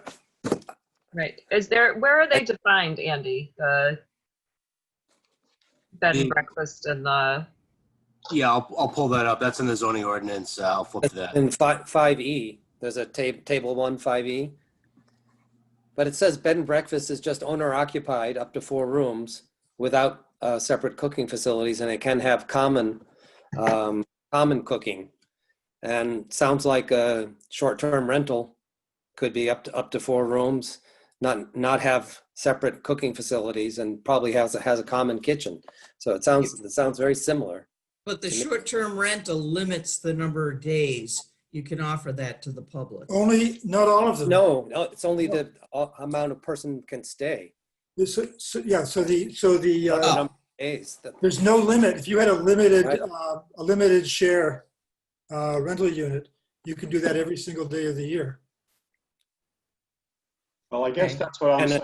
I guess, I'm sorry, Alden, you want to speak first? Go ahead. I just said at a bed and breakfast, you could have that throughout the year as well, right? Right. So again, out of ignorance, my understanding was this was a B&B, whatever a B&B means, and I don't know the specific definition in our zoning ordinance, guys. To me, there is a different set of regulations. And it would seem to me, and I may be mistaken, but if we're having the short-term rental units, to me, I differentiate it. And I think the main differentiation I would put is the amount of time. So if it's, forget about it, it's 4 bedrooms, whatever you all just said, but it's 365 days a year, I would think you have to follow another set of regulations. Now, if you all are telling me, Alden and Rick and Andy, that there are no different set of regulations in the zoning, then I'm really confused. Does it only come up in licensing? I don't see anything in the zoning part. No, it's not in the zoning. The licensing limits, I believe it limits the home share units, but it doesn't limit. Just the home share that it That's limits. right. Doesn't limit the limited share or the owner adjacent units in terms of how many days a year they can do it. So it really, a limited share unit is 3/5 of a bed and breakfast. You could have if you had a 3, if you wanted to live in your house and rent out 3 rooms, it could either be a bed and breakfast or a limited share rental unit. They're both, it applies to both of them. So could we define it as, if somebody rents it out more than a certain number of days, then they constitute a bed and breakfast or a lodging house? Well, that's already covered. With the rental unit, you can't rent for more than 32 days or whatever the number is for all of them. Right, but out of the year, if you're. Oh, but out of the year, absolutely. Those other 2, the limited share and owner adjacent, are not limited to the number of days in the year. But if It just there limits was how something that said if have to live there. And does it more than 183 days? No, that was about residency. So it has to, you have to prove Whatever it was. that you're a resident and that you're living there so many days out of the year. Right. But it wasn't about, you could still live there and rent out as one of the limited share or owner adjacent. Say I live in my house and the garage is rented out all year round on 32-day rotating cycles at the worst, at the best case scenario, because there are only 12 renters in the whole year and I've got a full house. Yeah, I'm so saying is there like a threshold number that we can say, if you're doing it this much, then you're just an Airbnb. And if you're doing it more than that, then you need to be a bed and breakfast or a lodging house. And you are restricted where you can do that. Yeah. Rick, do you remember from our subcommittee meeting with these guys, if there was a reason why we agreed to limited share and owner adjacent being not restricted over the whole year? No, I think they wanted to leave it as open as possible. And Yeah. most of these things are available all the time. All year, yeah. This is Andy. I just wanted to make a comment. One of the concerns I had with the zoning and licensing provisions for short-term rental units from the start, and I think I still have that concern, is the level of how complicated this becomes to regulate, to determine where someone fits in the regulations, monitoring, enforcement, and so forth. I realize that some of that will be done by the licensing commission, but there hasn't really yet been an acknowledgement that the licensing commission will need some more staffing to do all the processing of things outside of any online vendor that they might use for paperwork. So bottom line, I guess, is that whatever regulations the planning board and city council decide to adopt for short-term rental units, I think ideally it would be as simple as it needs to, as can be done. And 2, whatever the provisions are and whatever you're debating in the regulations that go forward, that there be clarity as to what is the problem that we are solving as compared to what is going on today in the neighborhoods. Is there a specific issue we're addressing, and does the language we're putting in address that? So Andy, that raises a really good point, which is there any purpose at all in distinguishing a limited share rental unit from an owner adjacent rental unit? They're both situations where the owner is going to be present all the time and he's renting out something on his property, whether it's a room in his house or a garage or a second house on the property. So it almost seems like there's one way to simplify it is to get rid of those 2 distinctions and say, you can As long as the owner is living there, you've got one set of regulations, which is combination of limited share and owner adjacent. And if the owner isn't living there at the time, then it's a home share rental unit. That would be a good way to simplify it. And then we could change the definition. We could change the use requirements for bed and breakfasts. One question, sort of related. Is there a definition for owner occupied? Yes. As It's in the applied license. to bed and breakfast, as opposed to what was outlined in section 3 of the proposed ordinance? Bed and breakfast does not require, I believe, owner occupancy, does it? It does. In the definition, it says owner occupied. It's probably not defined. Yeah, I didn't find a definition anywhere in the definition list, but in the proposed ordinance, it talks about, a person being there at least, 183 days has to be, they have to reside there no fewer than 183 days. And I didn't know if that was the definition of owner occupied as it applied to bed and breakfast. That's the state regulation for residency, Yeah, but I don't know what it has to do with bed and breakfast. yeah, just that the definition of bed and breakfast says it's owner occupied. So does that mean that they reside there, or? Yeah, it Or in a assumes, building they're on there for a month? premises. Pardon me? Is that? They have to be in the building or in a building on the premises, or Yeah, it assumes that it's their predominant place of residence. Their primary residence? Yeah. and that they're actually living there while they're renting it out. I was just going to say the same thing, Rick. That's what, that was my confusion. And So here's there's another way to deal with this conflict, is to treat a limited share rental unit as a small B&B. So you'd have two classes of B&Bs, a 1 to 3 bedroom and a 4 and 5 bedroom. And the 4, just change the definition of bed and breakfast to be not up to 5, but to be only 4 or 5. The current definition is up to 4, is what I read. For bed and breakfast? Yeah, for bed and breakfast. Sorry, my confusion then. It says up to 4, not including the owner occupied room. And it said less than 5, yeah. Okay, my mistake. Yeah. So then in that case, a bed and breakfast would be something where you're renting out four bedrooms, where a limited Correct. share unit is you're renting out 1, 2, or 3 bedrooms. I think that's what it's meant to be even in the current version.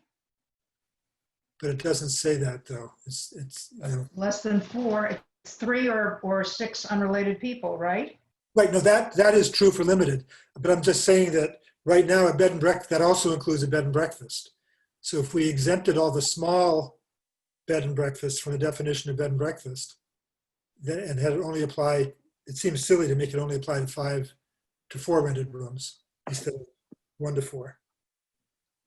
Yeah, and I was concerned as if in one of the situations you rented a room as a single and all of a sudden rented it as a double, all of a sudden you change your category. Yeah. If you had multiple rooms rented as doubles as opposed to singles because of the number of people.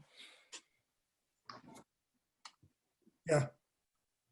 So I'm a little confused on those numbers. We aren't assuming that every one of the rooms that's listed for a short-term rental can only be rented to 2 people? It says up to 3 rented rooms and up to 6 guests. So I guess that's, Yeah, I think it's incorporated in there already. You can't change, that's the short-term rental. That controls the numbers right there. but if you had 4 rooms rented, so if you had 3 rooms rented and up to 6 guests, currently you're both a short-term rental unit and a bed and breakfast. And potentially a lodging house. And a lodging house, you're all 3. And you're not allowed to have it in certain residential districts because that's the more restrictive zoning. Andy, do you have a table showing where B&Bs are permitted? Yeah, I'll pull that up for you. Okay, thank you. And also lodging?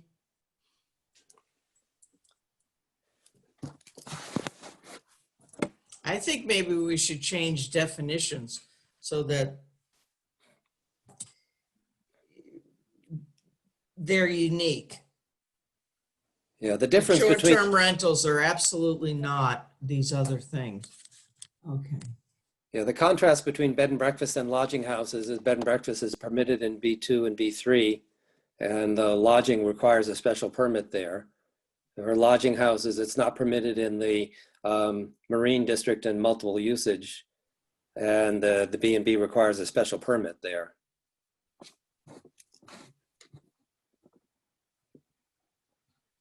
And for all of, just to reiterate what I said earlier, right now, for all of those districts where a special permit or not permitted for a bed and breakfast, to use that as an example,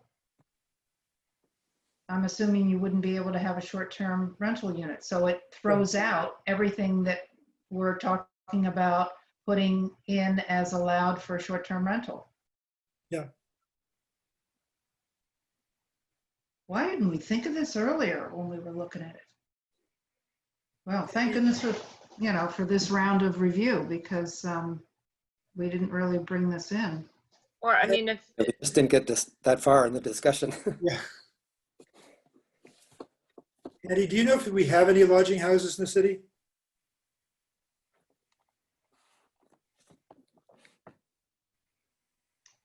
I was muted. No, I do not know. We could check and get back to you. I'm just wondering whether we need that line at all. Yeah, or just say they're not allowed. could we put something in somewhere that says where there's conflict between the short-term rental unit provision and the lodging house provision or the bed and breakfast provision, that the Airbnb provision, the short-term rental unit conditions prevail? Yeah, that's really interesting because it's the opposite of the usual rule, but it could be an exception. We could say, you know. And do we want to do that? There's probably a general statement in the ordinance somewhere, there usually is, that says where there's a conflict between regulations, the stricter one applies. But we could actually put something in here saying, notwithstanding anything else in the zoning ordinance or in state law, if this conflicts with anything else, the short-term rental, that would actually be a huge help. Yeah, we can certainly do that. And, you know, whatever debate there might have been had about what Councilor Agaman said at the last meeting, he's correct that, you know, if there's multiple requirements in the ordinance, the party involved is going to have to meet all those requirements in order to, you know, to do whatever they want to do. So. And basically that means they can't do it if it's stricter as in not permitted. Right. So you might want to put in some, Certain you districts. know, Yeah, so this solves that problem if we can make that new rule. I'm wondering how many other problems it solves. Well, so I think we need to resolve the basic question that we started with, which is where do we want to have these allowed? You know, and do we want to have them allowed everywhere, or do we want to have them allowed in certain zoning districts and not others? Well, the one that came up that you pointed out in something I read, and we weren't able to answer that night because we didn't remember it correctly, is the conservation district. There are no accessory or secondary buildings allowed there. So that should probably go back to not permitted. Well, you could still do a. I'm in conservation with a single family home. Why shouldn't I? You could do a home share, and you could do a limited share, but you couldn't do an adjacent one. You couldn't do an owner adjacent one, right? So would an applicant, okay, let's just take that example. Would an applicant come in and say, but it's permitted unless we differentiate the three different kinds? That's what I'm afraid of. Right. I'm sorry, why can't you do an owner adjacent in the conservation? Just because they're not allowed? You can't have two dwelling units in conservation. Okay. So you could do a room share or a house share. So you could rent a room in your house. Yep. Okay. Okay, so that's allowed.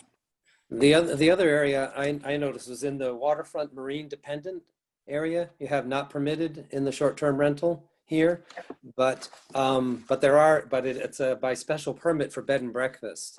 And I would think that would be more appropriate on the short-term rental as well. I know there is a bed and breakfast in one of those areas not far from where I live. And I would think that instead of not permitted, it would be special permit there. Are you sure it's WMD? At least according to the zoning map I looked at this afternoon. The area between the tannery and Joppa is designated that way. So there's the houses along on Water Street. Yeah. And there is a bed and breakfast there. So that is a WMD area.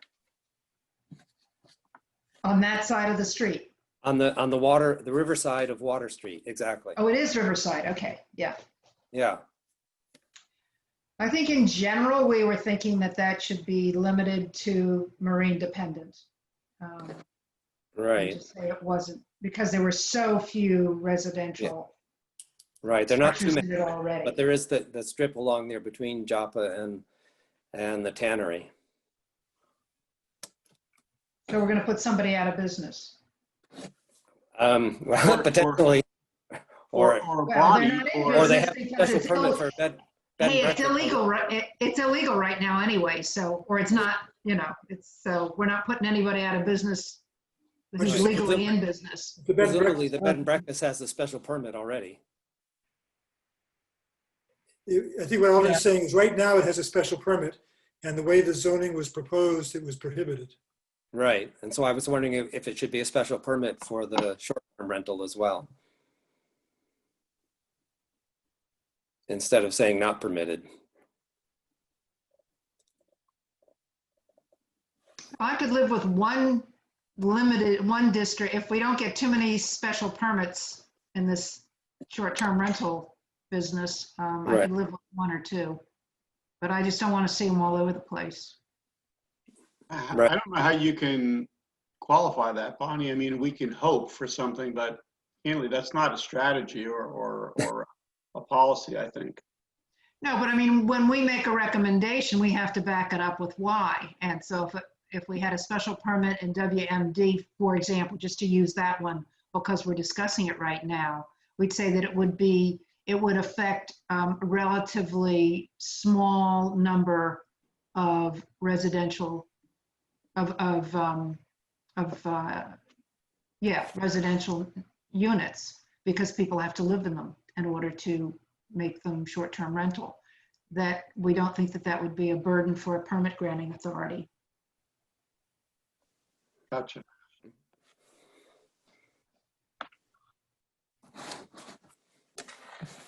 I still think we need to separate out the bed and breakfast from the short-term rental unit somehow.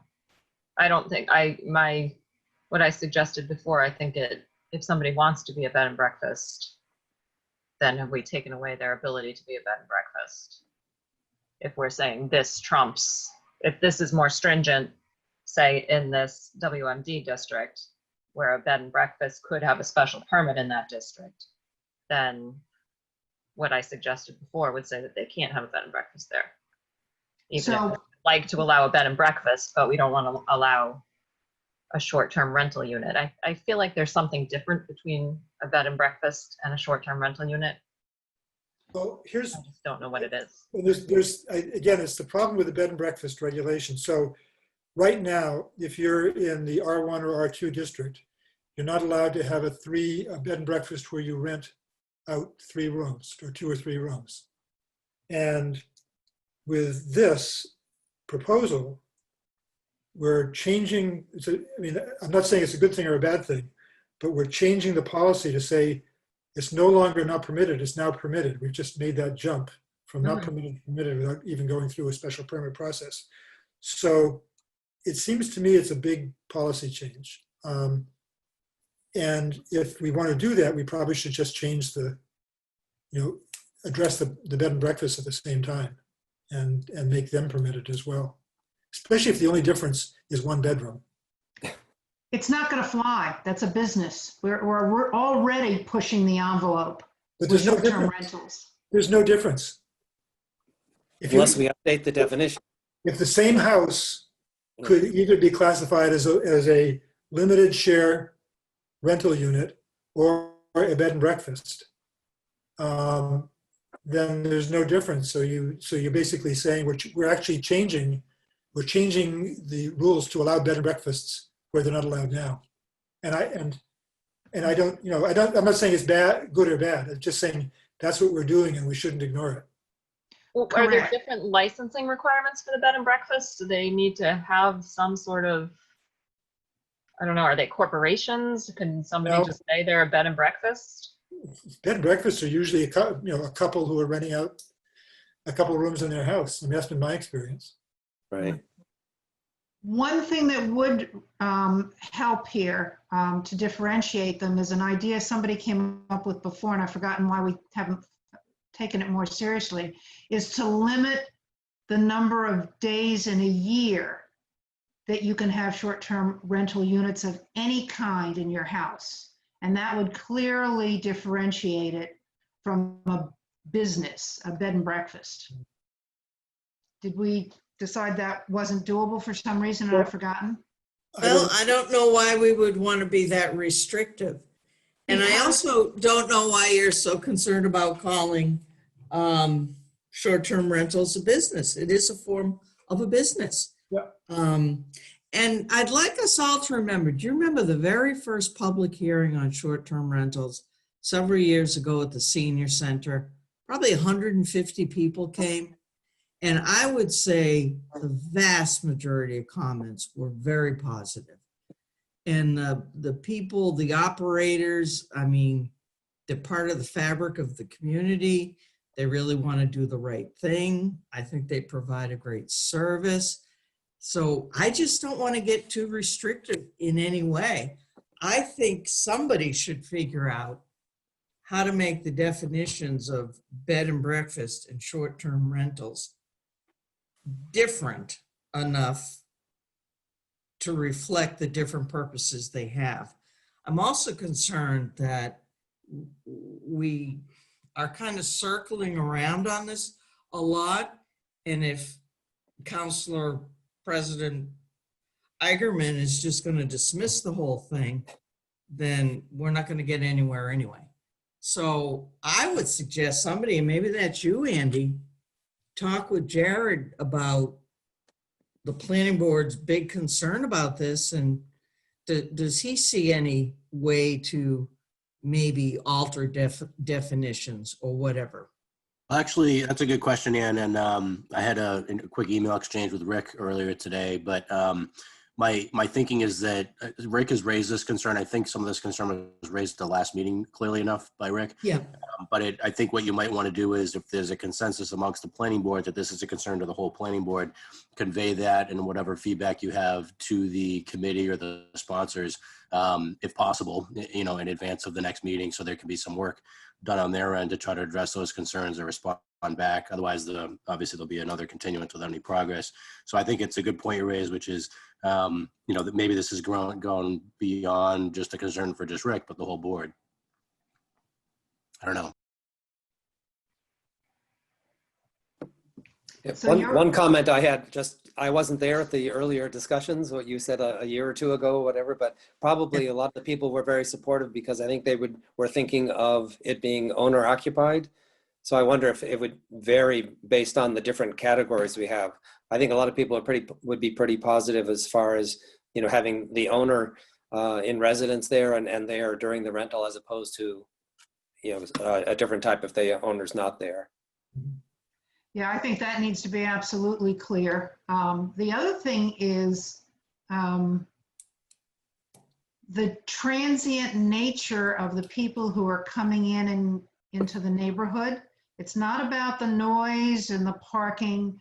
This is what I've heard in the South End. People feel like their neighborhood is being watered down, the sense of living in a community, because there are so many people just walking around the neighborhood, coming and going, that are taking part in these short-term rentals. And that's the issue as much as controlling noise with a resident owner operator there. So that's something else to kind of keep in the back of our minds about permitting it everywhere in established neighborhoods. And that I'm going back to the idea that maybe there's some threshold of how often they're doing this. I think that using that as sort of to help in definitions would help control some of the concerns that people have, because if they could only do it half of the time under this short-term rental unit, then the people living in those neighborhoods only have to worry about people being in there, you know, half as much as not 365 days, but 100 and whatever the threshold is. And then if you're above that, then you are a bed and breakfast and you do have to go through the special permit. Yeah, I wouldn't want to restrict yeah, I don't know. people. And I also, you know, I guess just to counter what you're saying, Bonnie, and a lot of the people way back in the senior center, you know, they talked about the kinds of people who, you know, rented. They're not inexpensive. They're people who many times can't find. We don't have good hotels in town. We simply don't. We have a handful of inns, but also short-term rentals are a different lifestyle for vacationing or even for going on business. They just are. So I like to think of a lot of the people who are customers or enhance a neighborhood as they walk around. You know, it's only a very few stories you hear of, you know, loud, crazy parties with 20 people. I don't think that's the standard. And that's not what I'm hearing. And actually, when I listened to your recording on the public hearing last time, I was shocked that so few people made any comment at all. I don't know if it's a big deal for people. I mean, I don't know if it's a big negative deal for people. Well, just imagine if people on both sides of you had short-term rentals and there were, you know, people coming and going all the time. Nice as they are, they don't live there all the time. Does that sort of fit in your category of being okay as well? Well, I think the odds of occupancy on two sides of me is really unrealistic. But no, I don't think I'd mind. I think it goes back to, Bonnie, you also could have a bad renter next to you, or you could have a bad, you know, there's Now that I've had. I know, you just don't know. And I think that that's where I think, you know, having some enforcement is going to be important. So I think that rather than just saying, no, we're not going to have them, I think that there are some benefits. And I agree with you, Anne. I remember hearing some positive comments before, and I've had a lot of positive experiences as well. So I think that that the licensing can be in place to sort of say, hey, you know what, this one's having a problem. This particular unit is having a problem, and let's crack down on that one. So I think you're probably going to find the negative cases you're going to hear more because they're clearly a problem, and I just don't want the negative cases to overshadow the fact that this could be a real positive for the city.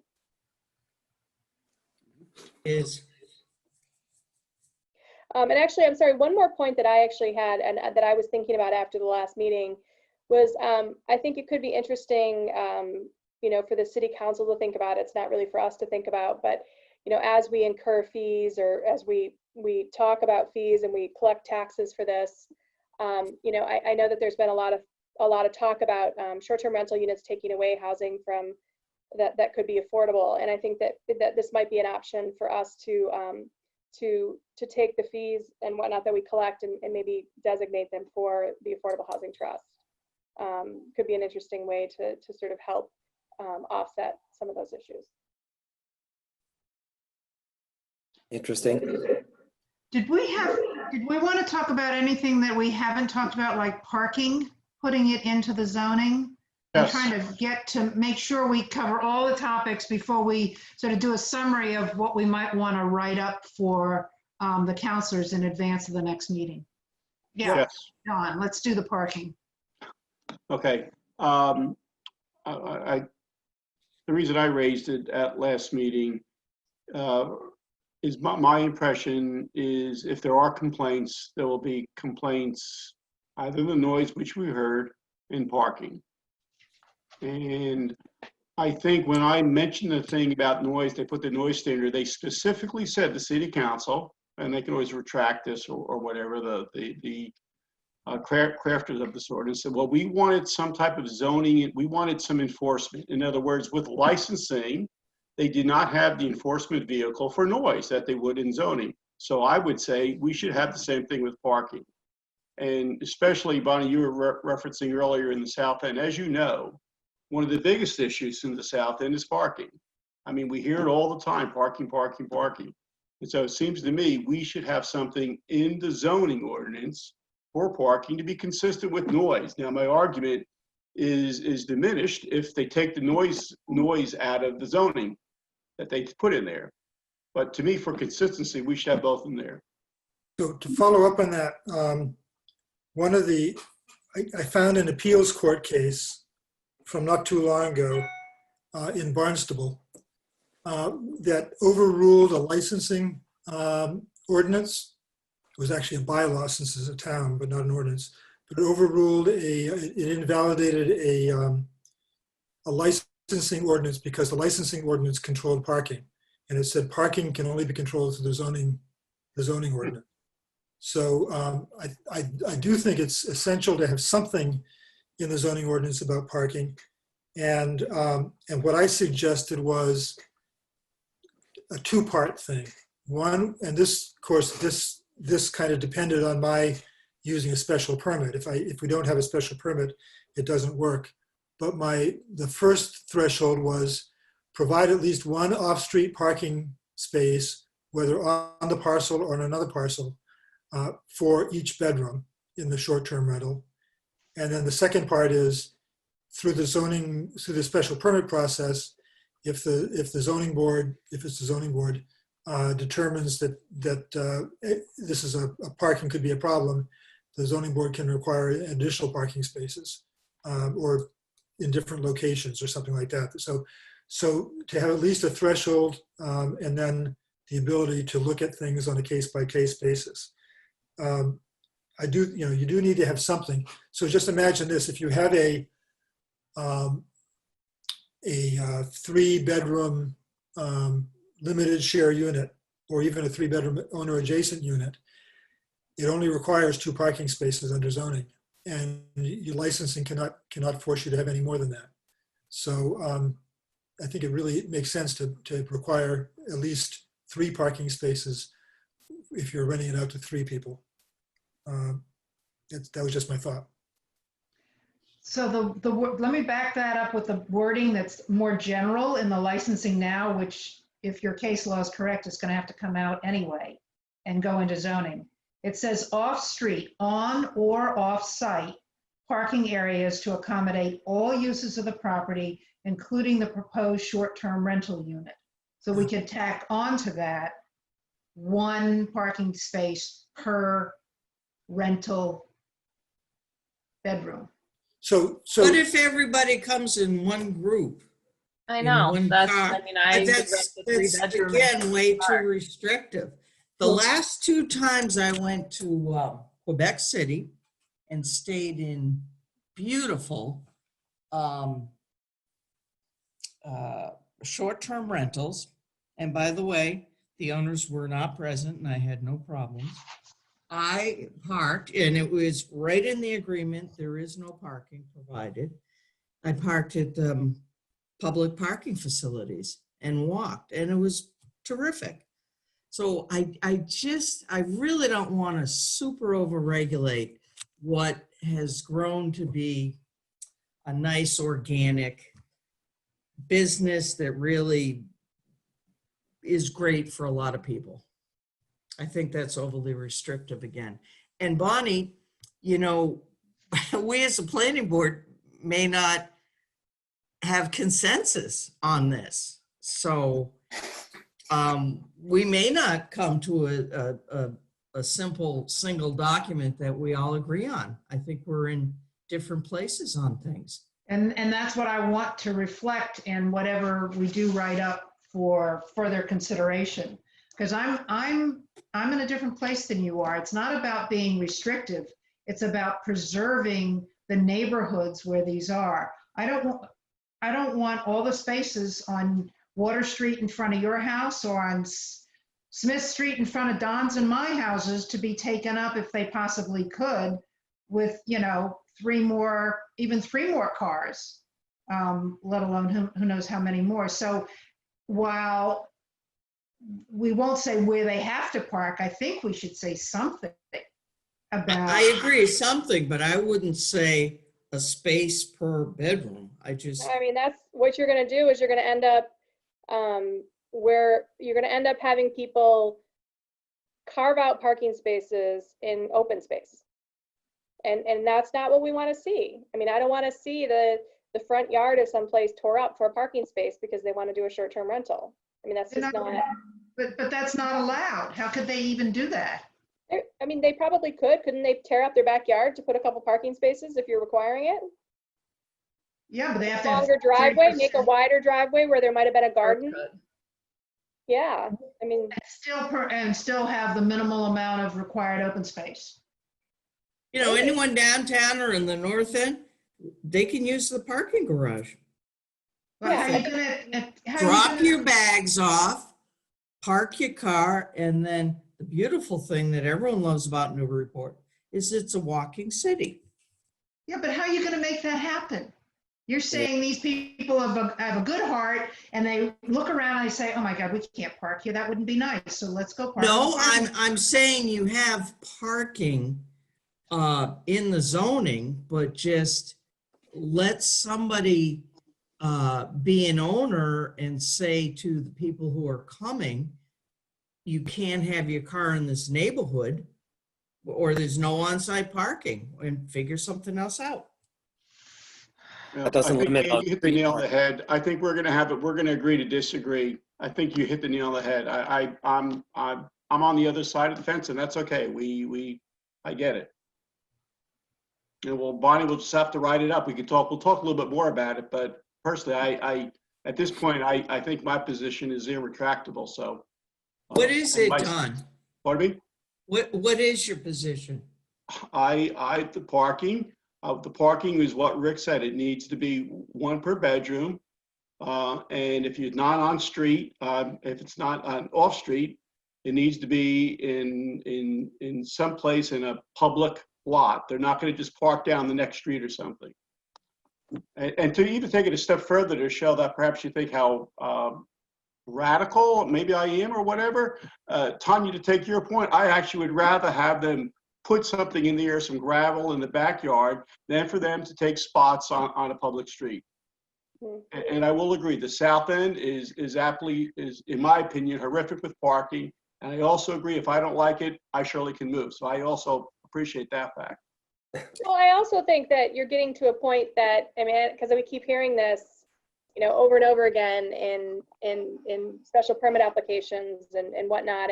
And I think that maybe then the south end there needs to be then a different look at parking. You know, maybe you need to have parking passes. You know, maybe you need to look at like the Cambridge model. And in that case, then, you know, then you're not having people park on the street. So I think one space per bedroom is ridiculous. If I go to a house and I have my kids with me and my kids don't all have their own car, I mean, so you're saying that they would need three spaces? Yeah, I agree. I mean, I think a lot of families use, and I would show up to a 4-bedroom and need 1 parking space. Yeah. Yeah, but it's also the opposite situation where the 3 bedrooms would be rented out to 3 different couples, and Right. then you delete it. So if you haven't covered that, then your street gets backed up with parking. So Or maybe you the, or you just say that, that the owner has to just say that there's no parking on site, and that there's one space, and they have to figure that out. And so that might be that then they have to put it, and they can say that it has to be, parking accommodations have to happen in the garage or whatnot. But yeah. could that be in the licensing? Even though parking isn't, even though that case law that Rick found said you couldn't have it in there, but it would be a part of your license application agreement or- that you just tell you and that would mean that it would be enforceable, because if neighbors complained that they couldn't get parking because they saw these short-term rental people parking where they normally would park in front of their house, that the Yeah, license. this is Andy. I agree. I think, although Rick might be right in citing limited case law, I do think that the licensing commission would have authority, and it would be appropriate to allow the licensing commission some authority to review the parking situation on a case-by-case scenario and impose conditions, and then obviously pull licenses if parking becomes an issue.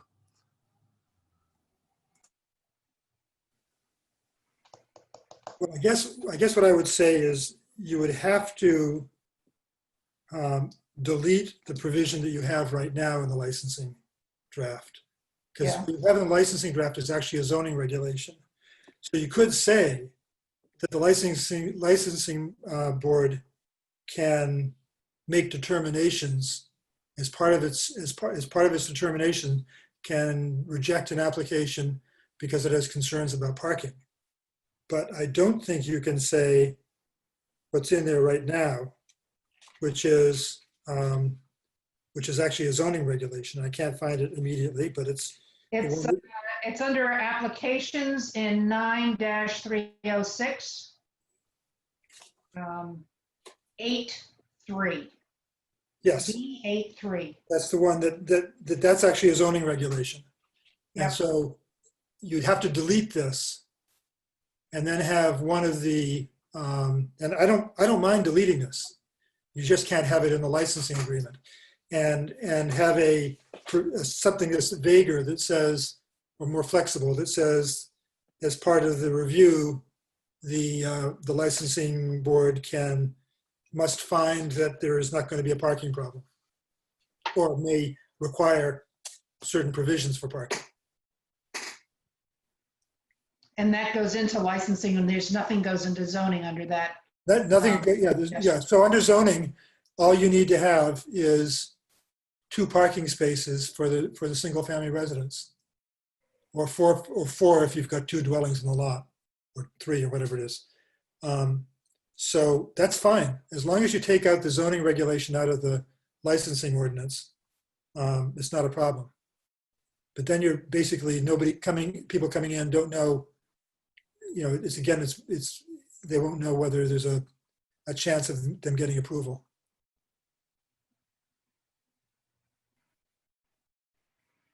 Remember, the licensing board here is acting like a special permit authority. They have the same they have probably more flexibility than the special permit granting authority.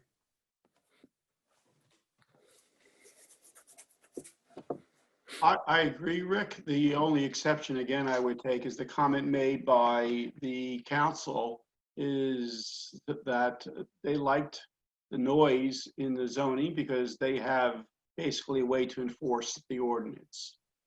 It's unclear to me how you enforce the ordinance, but for police action, et cetera. I'm not sure about that. So I guess that's why they put noise in there, right?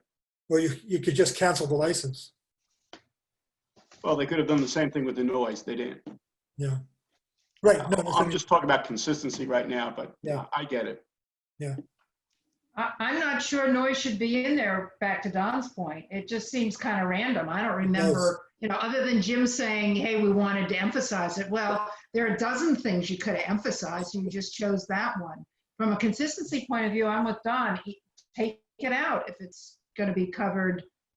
It's covered in the licensing around enforcement. It's also covered in the zoning because there's the general performance standards in the zoning. Right. Yeah. So I think we should just recommend that be pulled out. Yeah. Because looks like a sore thumb. Yeah. Going back to parking for a moment, to summarize, I would be okay with what Rick said about 2 parking space per single residence. Again, here in the South End, there's many residences that don't even have a parking spot. So at least to me, that's a minimum standard. And if there's some incremental requirement they want to do, whatever it may be, they could do that through the licensing, assuming that would be okay by case law, Rick, or by law, I don't know, or Andy. And that's standard. I mean, we know that already. So Right. that's in the zoning ordinance anyway. So we can, I think we've put to bed the parking and the noise regulation. How do you, well, I'm not sure you. That's why, how do you- that's why I I'm not brought sure it you up. I know. want to make sure you understand, or I understand you.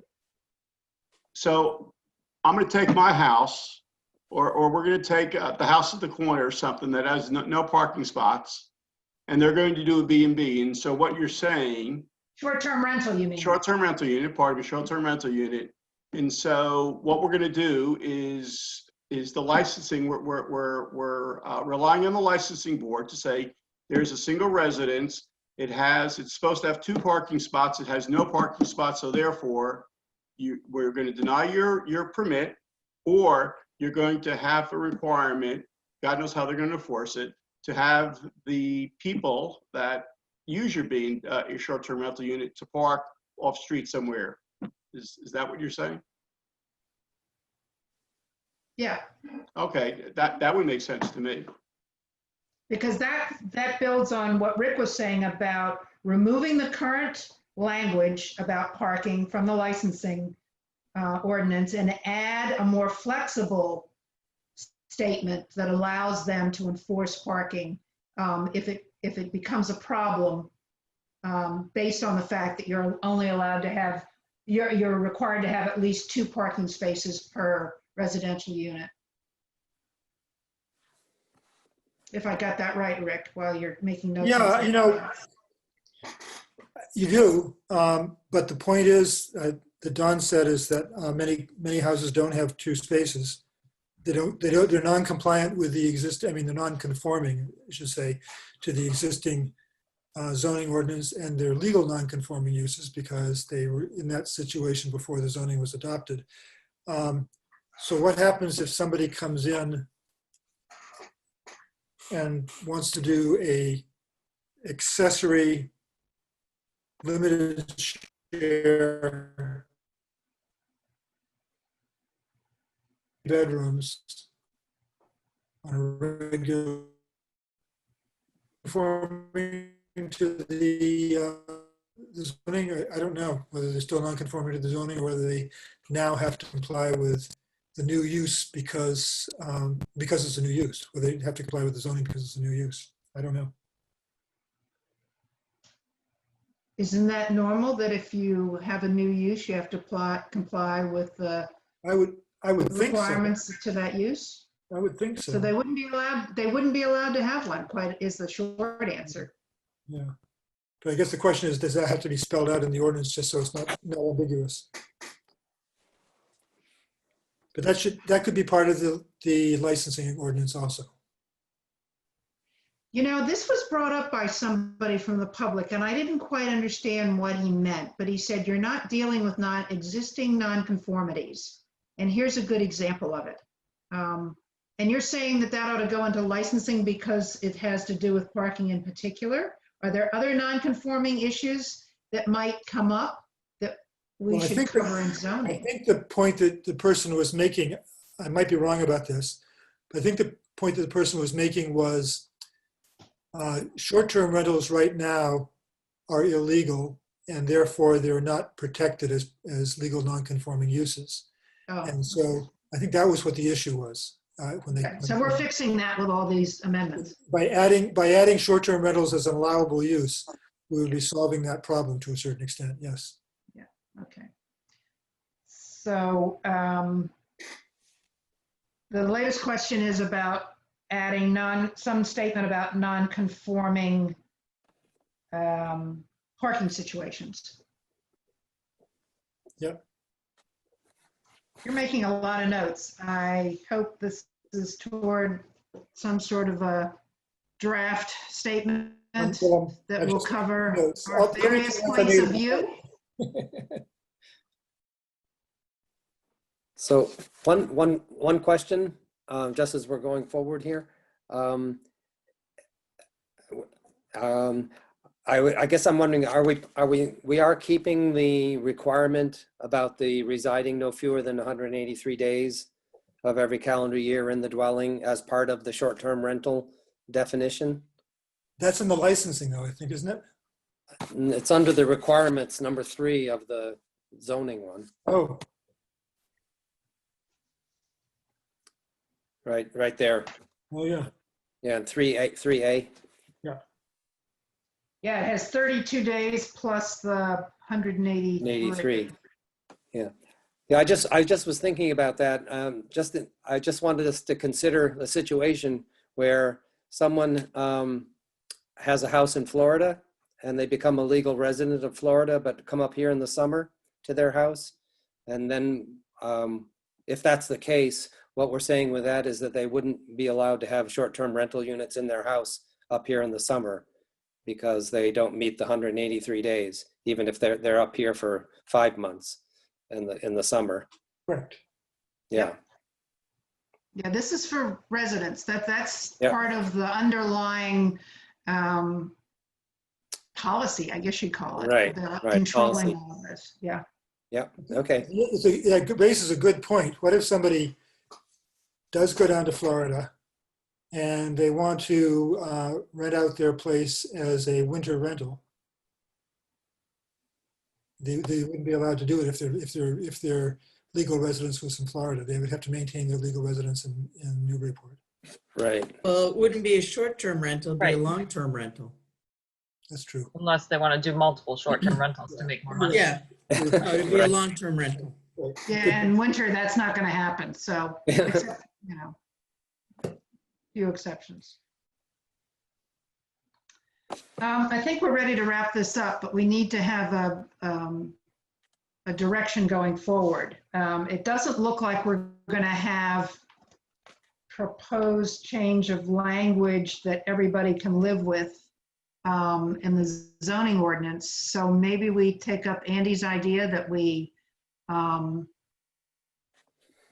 summarize or incorporate the different points of view as still outstanding issues for further consideration with the counselors. Because as somebody pointed out, I think it was Ann, even if we did come up with a relatively clean zoning proposal, there's no guarantee that they would accept it anyway. So there's no point in I mean, if we don't, we could, but I mean, we don't need to tie ourselves in knots to come to some sort of consensus, especially as it doesn't look like we're going to be able to. I like the idea of clearly laying out the issues we have where we haven't been able to agree and then where we have been able to agree, both in the zoning and some licensing changes. Yeah, Bonnie, I like that idea because it's one of the concerns I've had with an ordinance like this or in other ordinances like it, is that it's preferable if we can all come to some sort of consensus, planning board, city council, and others, about what the requirements will be, in concept first, and then draft language accordingly, rather than going around in circles on language without having any kind of consensus about a direction.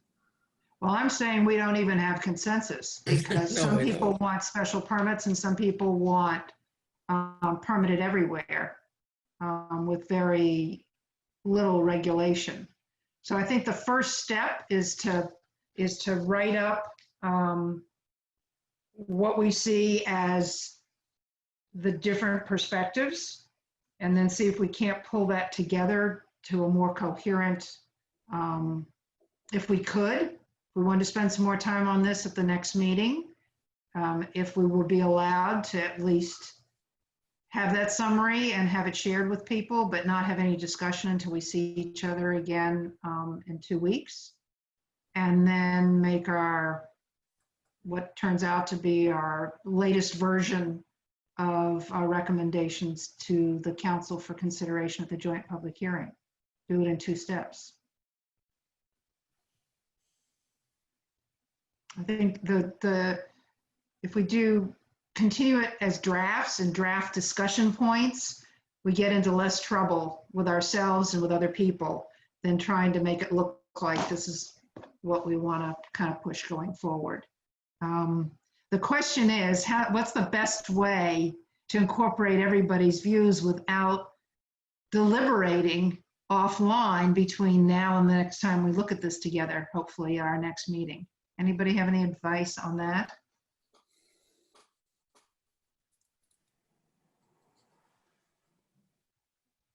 Oh, I got an idea. Sometimes it helps just to say it out loud, sorry.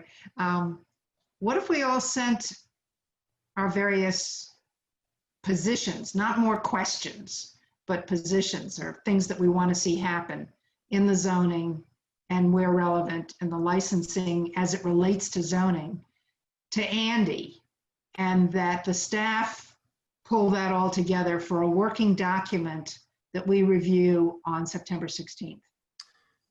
This is Andy. I'm not necessarily convinced that that's realistic based on the number of and types of concerns that people have, for us to be the point people trying to summarize or whittle that down into a bullet list that can be shared with others. I think it's probably better coming from planning board members where there's some sort of, agreement on that content. Yeah, but we can't, are you suggesting that one of us be the one who receives all that but doesn't discuss it with anybody and is responsible for just collating it into one document for review? Well, so previously there was a working group where both you, Bonnie, and Rick were part of that discussion with the sponsoring counselors. To me, it seems like perhaps you and Rick could work together, since you've been involved from the beginning and have some particular thoughts on this, that, as chair and the most active member involved in the discussions about this, that you could help to summarize where you think the board is on this, and also the opinions that might be, dissenting opinions or whatnot, to make sure that's adequately covered in there. And that be a way of doing that between the meetings. That's not a quorum of the board. Okay. Would we be allowed to have that attached to the staff report for review for the next meeting? Yeah, if you send that over to us, we can attach it to the staff report. Are we allowed to solicit input from our colleagues before we put this together, just to make sure we've covered everybody's views?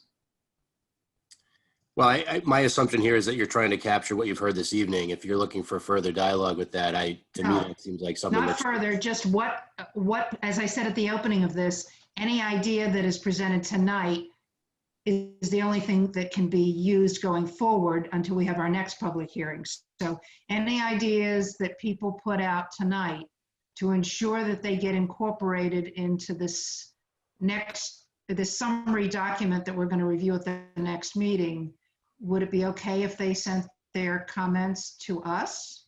I can't say that, because I think that would result in some sort of deliberation of the entire board outside the public hearing. So again, I think we have a recording of this meeting that the board, you and Rick, would be able to go back to if you wanted to try to capture everything that's been discussed tonight in there. But I don't know how to get around the issue that you're talking about, which is, how does the board have a deliberation outside the public forum? Okay, I can live with that, because we're going to have another opportunity, and it'll help us focus our discussion on the 16th. Yep. And that'll be a time to clean it up, or to clarify, or to add anything. But at least we'll have something in front of us that we can go through point by point. Would that work? That would work. All right, Rick, I guess we've got our work cut out for us. Yeah, I'll start an outline and I'll send it to you, and we can build on it from there. Oh, I like that idea a lot. okay. Bonnie? Yes, Ann. Could I ask a question? I'm just wondering, is there consensus among us on the thinking that we need better clarity on definitions of bed and breakfast, short-term rentals, and lodging, if we even need lodging anymore? Yep. Do we all Yes. agree on that Yes. clarity would be important? We may not be able to make it happen, but the bed Yeah. and breakfast and the lodging, but that could be part of that's definitely what we all agreed was a sticking point. Yes. Okay. So that's one thing we agree on. Whew, Yeah, I have to stop on a positive note. Maybe the only one, but anyway. Nobody else can talk. That's it. Anne's got the final say. yeah. I was just wondering, will Rick's breakout be included in the thing that's pulled together that will be presented at the next meeting, where he separated out the separate categories? If we saw it tonight, it can be included. Yeah, I saw it up on the screen. Okay. That's it. Okay, it can be included. Anything you saw or heard tonight can be included in that. We just can't take anything new or Right. anything that's been shared, one-on-one or one-on-two or whatever. Yeah, I would like to see that as part of the discussion, so that's good. Okay. Anybody else want to help Rick and me to right now with your comments? Okay. Yeah, thanks, guys. And Andy. But it's a good solution. We'll do what we can.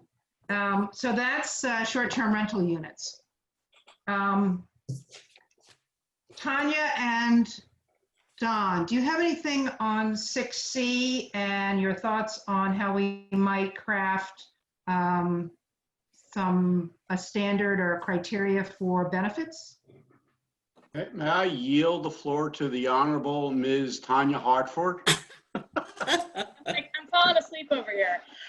I would say that yes, we have done some research. Don and I have looked at a couple ordinances. We've talked to some people throughout the state. There's not quite an ordinance that's similar to ours that we've found that's something apples to apples. But we've talked to a few different planners about it. I think I was talking to the planner in Andover today, because one of the attorneys I talked to said that they had an ordinance that had historic preservation as sort of a goal, and so they allow a special permit for dimensional. So they allow sort of some dimensional relief to preserve historic homes and allow other units through an A&R. So that's the closest we could find.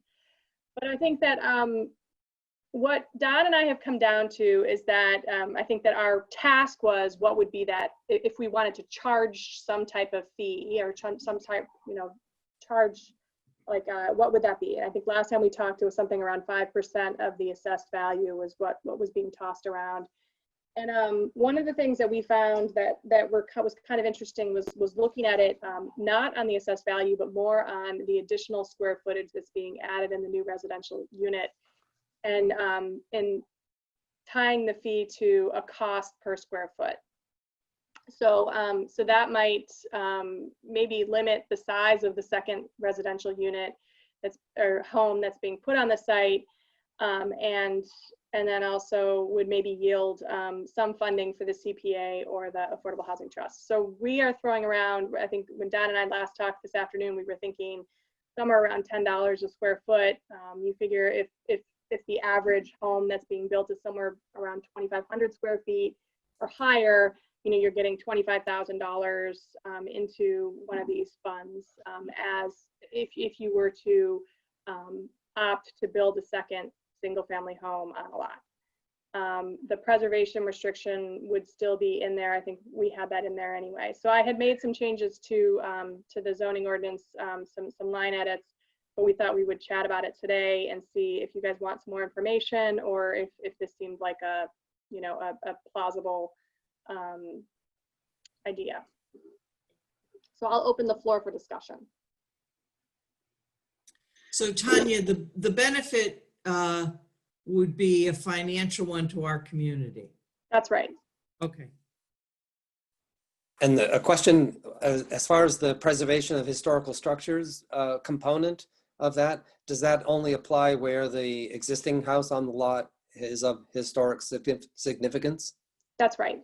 Mm-hmm. So we would want to encourage that first. And I think that sort of struck me as being important, especially in talking to Andover today, and that one of their issues was that people would just tear down the existing house and because they could build more units or bigger units or more efficient units by having multiple houses on a lot. So we would say first and foremost, you need to, in order to get a 6C, you need to preserve the historic house, and 2 is, you would have to have a benefit to the, provide a benefit to the town in the form of financial contribution to the community preservation trust, the CPA fund, or that would be my recommendation. But we also could do the Affordable Housing Trust, and it would be, right now we were setting it at $10 a square foot for the second residential unit second residential home.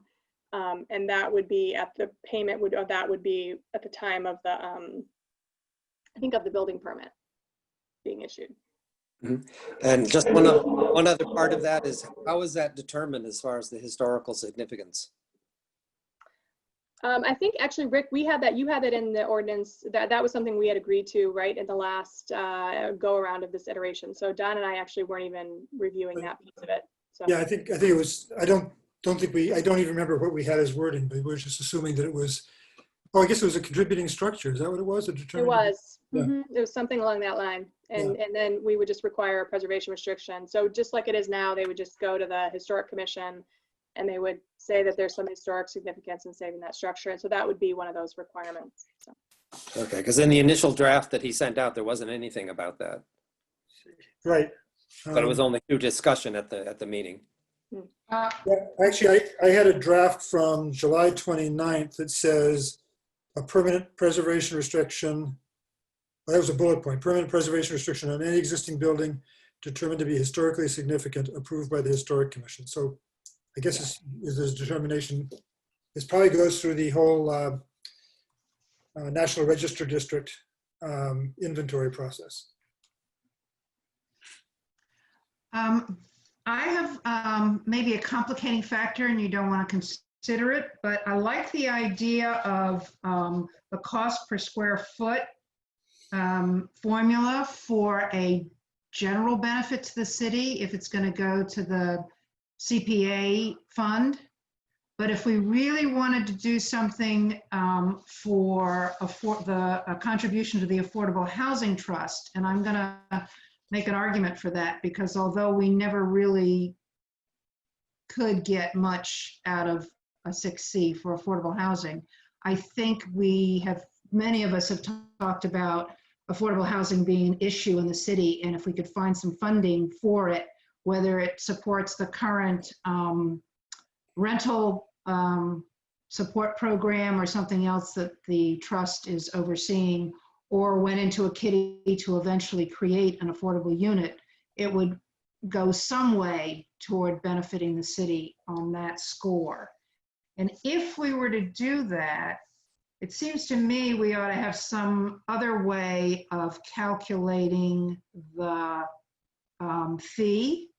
And several communities that I've seen do something to do with the difference between the fair market value of a unit and the price of producing an affordable unit at that time. So you don't have a standard lump sum, but rather it's according to what the value is at that time. And that amount would be then donated to the Affordable Housing Trust. And I don't know if we would want to have one or the other of these options, or put both of them in there and allow the applicant to decide which one is, I suppose, more advantageous to them. Don had done some research on this. Don, you have some feedback on the affordable housing. Yeah.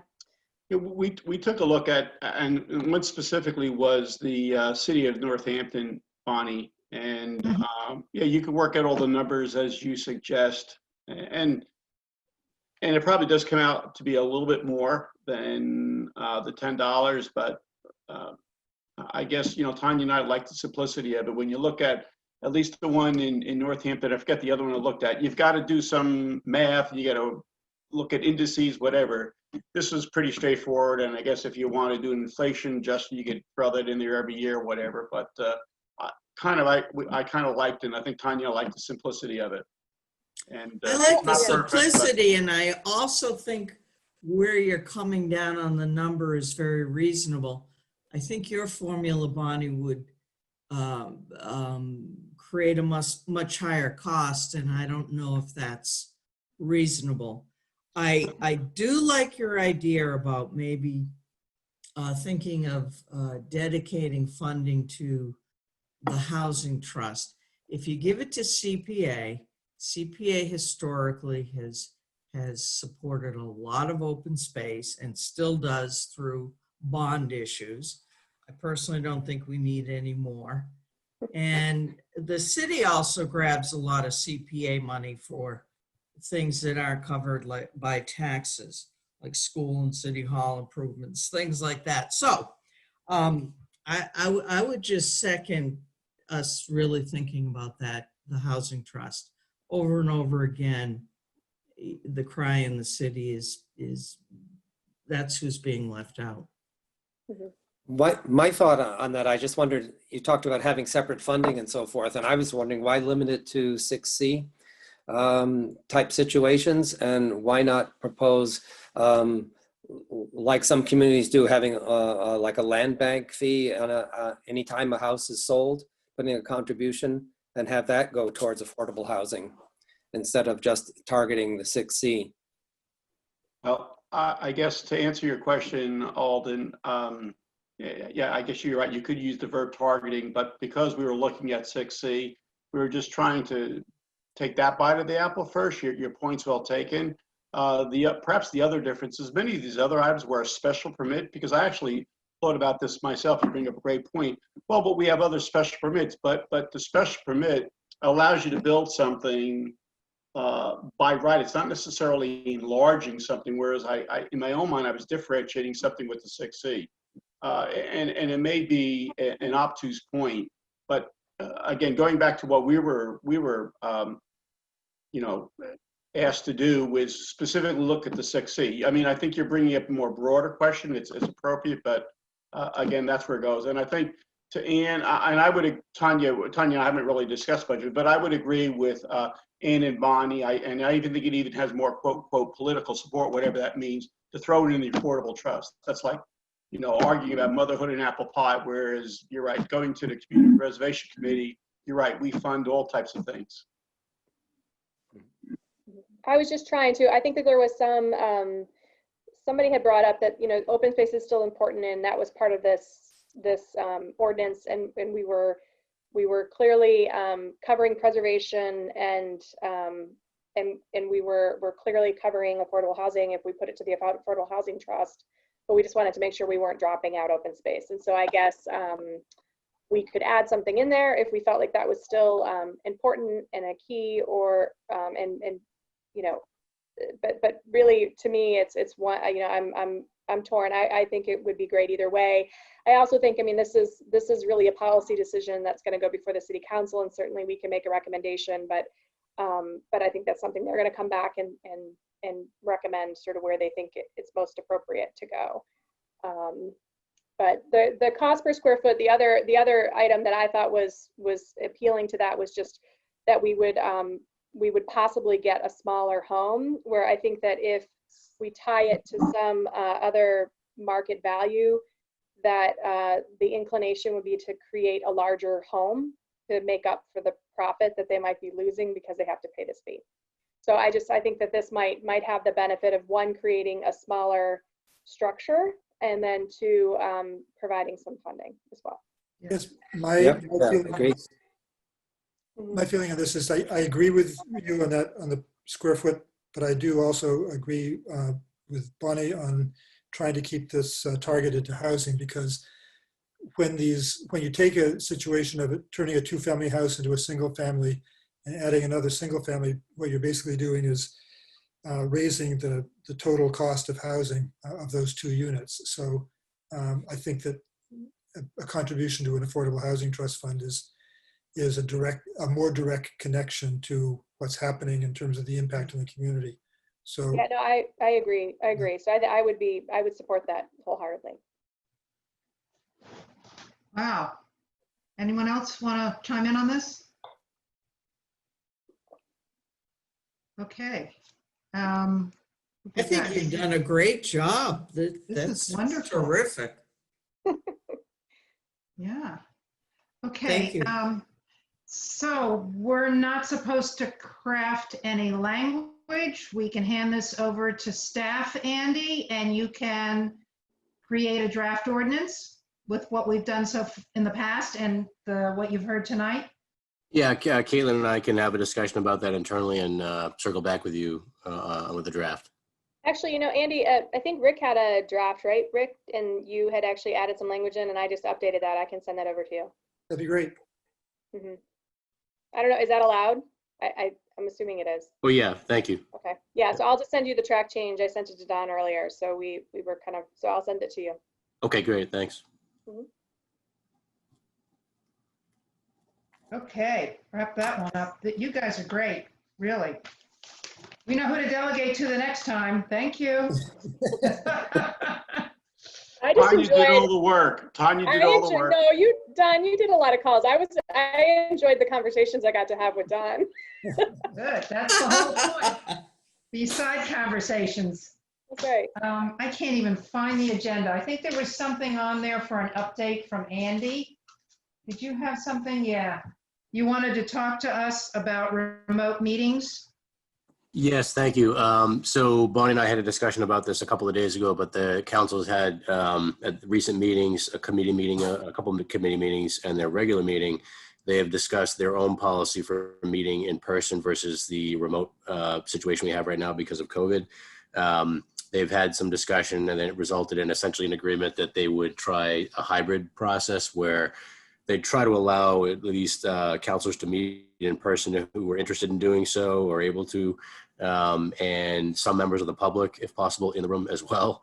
I'm not sure how meaningful that result will be right now, only because there's a 25-person cap on these gatherings. And so, that's going to be exceeded pretty quickly with the council members, staff, and a few members of the public, especially this is where it becomes interesting. The committee and the council originally had a draft from Councilor Z recommending that the other boards of the city also try to meet in person. And obviously we as staff wanted to know where each of the boards are in this. We have some sense from the Conservation Commission, they're comfortable with the remote meetings right now, but not knowing where the numbers of COVID-19 are going to go in the coming weeks or months, hearing about a potential increase in the fall. I think a lot of people seem to sort of prefer to just kind of stick with the status quo right now and see where it goes in the next couple of weeks or months. But bottom line, I guess, is that the committee and the council took out the recommendation for other boards as to what the other boards do. And Councilor Agaman had made that suggestion that it be removed, recognizing that the other boards, your board in particular, for instance, and the ZBA, should decide for themselves what you feel comfortable with doing.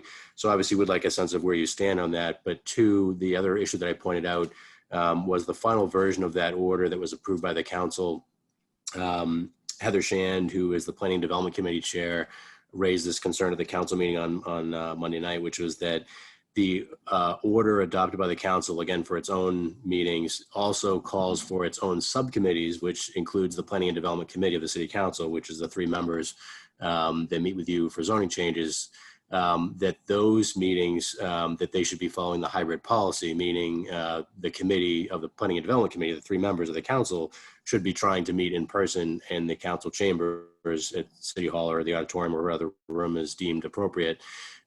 So Heather Shand had asked that clarification on the floor, and Councilor Agaman noted in the record that the city council can't compel other boards to meet in person if they're not ready to do so, and so forth. But one, I wanted to bring it to your attention that there has been some discussion about not only the council's meeting process during COVID, but also other boards.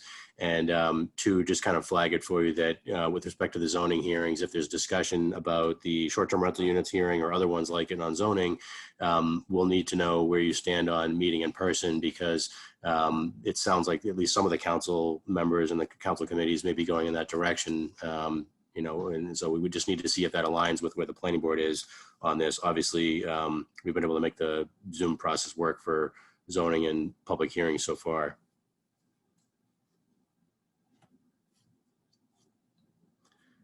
So I welcome any feedback if any of you have thoughts on the meeting setup. Yeah, Andy, to me, if it's hybrid, I don't understand the debate.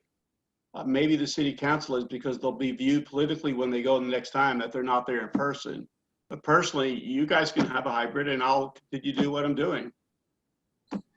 So that's Yeah, I mean, my view of it. So I can understand the city council maybe is a little bit different. yeah, well, I do think there's a bit But of I'm not a going to sort go of in person. So I'll take the other extreme. If I have to meet in person, I'll tender my resignation. And I know that that's not the extreme, but the hybrid, you can do whatever you want. Yeah. Yeah, thank you, and I appreciate that. Yeah, the one thing I didn't mention, which it was also a concern to me in terms of actually making this realistically happen, is if there's a cap on 25 people being in the room, and you subtract the council members and staff that might be there during any of these meetings, and again, if the planning board's meeting jointly with them, or even if it's one of your regular meetings and you want to meet in person, if that cap is still there, or some other threshold is a requirement, and we get people who come to the door, the policy that the council adopted basically says it's a first come, first serve. So I could envision, certainly with our zoning hearings or the Institution for Savings hearing or other things more of interest to the public, that we could get people coming down to City Hall for a meeting, finding out they cannot get in the room because of the cap under COVID, being told to leave and go home to their computers to connect remotely, and being somewhat frustrated because it wasn't clear whether or not they'd be able to get in the building or not.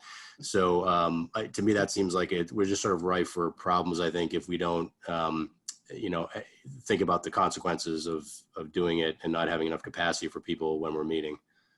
Andy, there's another thing I want to raise about this. And as background, I've been every alternate Wednesday, I'm actually at a different planning board, which does hybrid meetings. And it works for them, but it works because the technology and staff resources are different. And in particular, the planning director does not have to do anything in terms of managing meeting participants and so forth. There's a separate person from the cable TV station who runs all of that and sets up the queue for people to talk. I've been involved in a project that's been going on for 2 years in public hearings, and it is more controversial than the Institution for Savings. And we found that people are very happy to sit at home and participate via Zoom. So what they do is they have 4 members of the planning board and the planning director in the hearing room.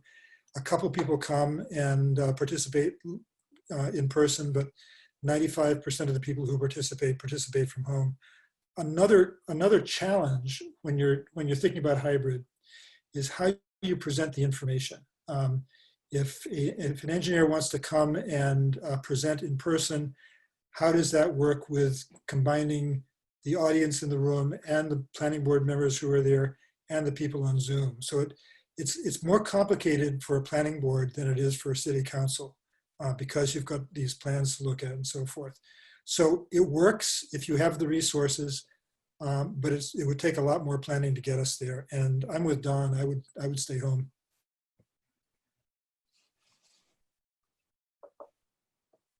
Thank you. Yeah, Rick, you're correct in noting, the meetings that we do on Zoom do take a little bit of preparation from Caitlin and I. We obviously have to have all the documents ready to go. We have to be able to monitor the public participation and comment periods.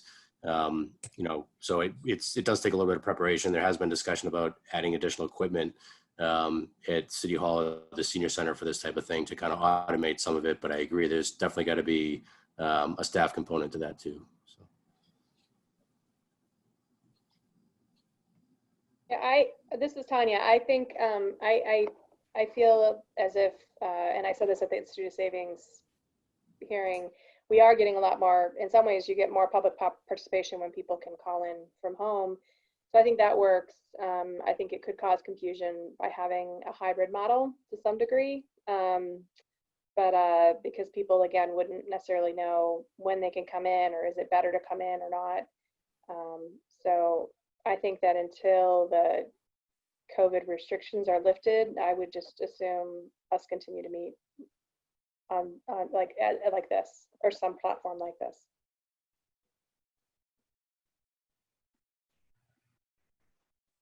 Yeah, this is Beth. I tend to agree. I think this seems to be working okay for most matters that we have.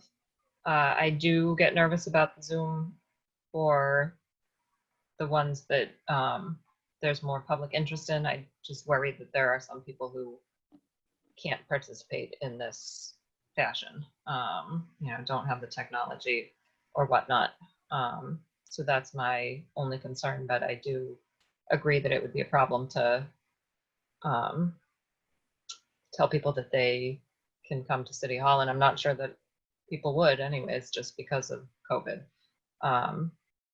Hopefully they can get access to the technology, or they can write letters, but it makes me nervous to think about approving a project or denying a project, making final decisions without being able to hold live hearings to some extent, but.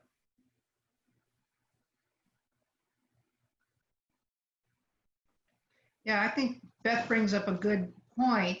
Even if we did have a hybrid model and one or two of us wanted to show up at City Hall and we opened it to public comment, maybe the same people who don't have access or don't know how to use the technology are the same people who wouldn't want to come to a public meeting during the COVID period. So the only alternative is to put off a particular type of hearing until who knows when. And that's not realistic to keep things moving. So we have to live with a certain level of discomfort. I'm not sure what problem the hybrid model is solving. And like the others who have spoken so far, I think we're doing pretty good this way. And I'm prepared to continue doing it on Zoom until such time that it's safe for us to all meet together again with the public. I think what I want to have Ann come over and sit beside me in my backyard while we do this. That would make it perfect. I would love to, Rick. I would love to. No, I agree with what everyone has said. And if I'm not ready to go out to a restaurant, I'm not ready to hang in a room with you people either. Yeah, right. Even for Ratatouille. Well, I don't know. In the backyard, maybe. Social distanced. Yeah. So Andy, is there anyone else who'd like to comment on this now? All right, well, thank you all. That's helpful feedback. Okay. Is there anything else that anybody would like to update us on? Other than it's... One thing, just quickly, tomorrow night, there is I've been trying to get the word out, but it's hard to get the word out. Merrimack Valley Planning Commission is having one of a series of virtual meetings to discuss their regional active transportation plan, which is all about biking and walking and so forth. They're doing a series of 5 regional meetings around the Merrimack Valley region. And so tomorrow night is the one for the coastal communities, Newburyport, Salisbury, Amesbury, and Newbury. And so if anybody is interested, email me and I'll send you the information. Is your wife going to be there? No, she's not. It's just a virtual meeting that they're doing. No, I mean, will she listen in? Yeah, I'm sure she will. Yes. Perfect. Yeah. I'll tell you later. Oh, I know. Yeah. Okay.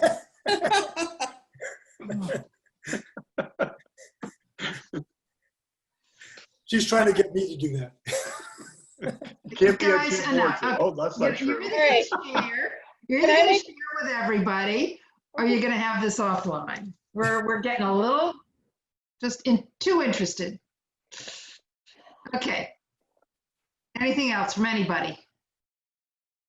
Do I have a motion to adjourn? So moved. Second? Second, Alden? And roll call. Alden? Yes. Beth? Yes. Ann? Yes. Tanya? Yes. Rick? Yes. Don? Yes. Bonnie? Yes. Thank you, everybody, and good night. Good night. Right. Yeah. Right.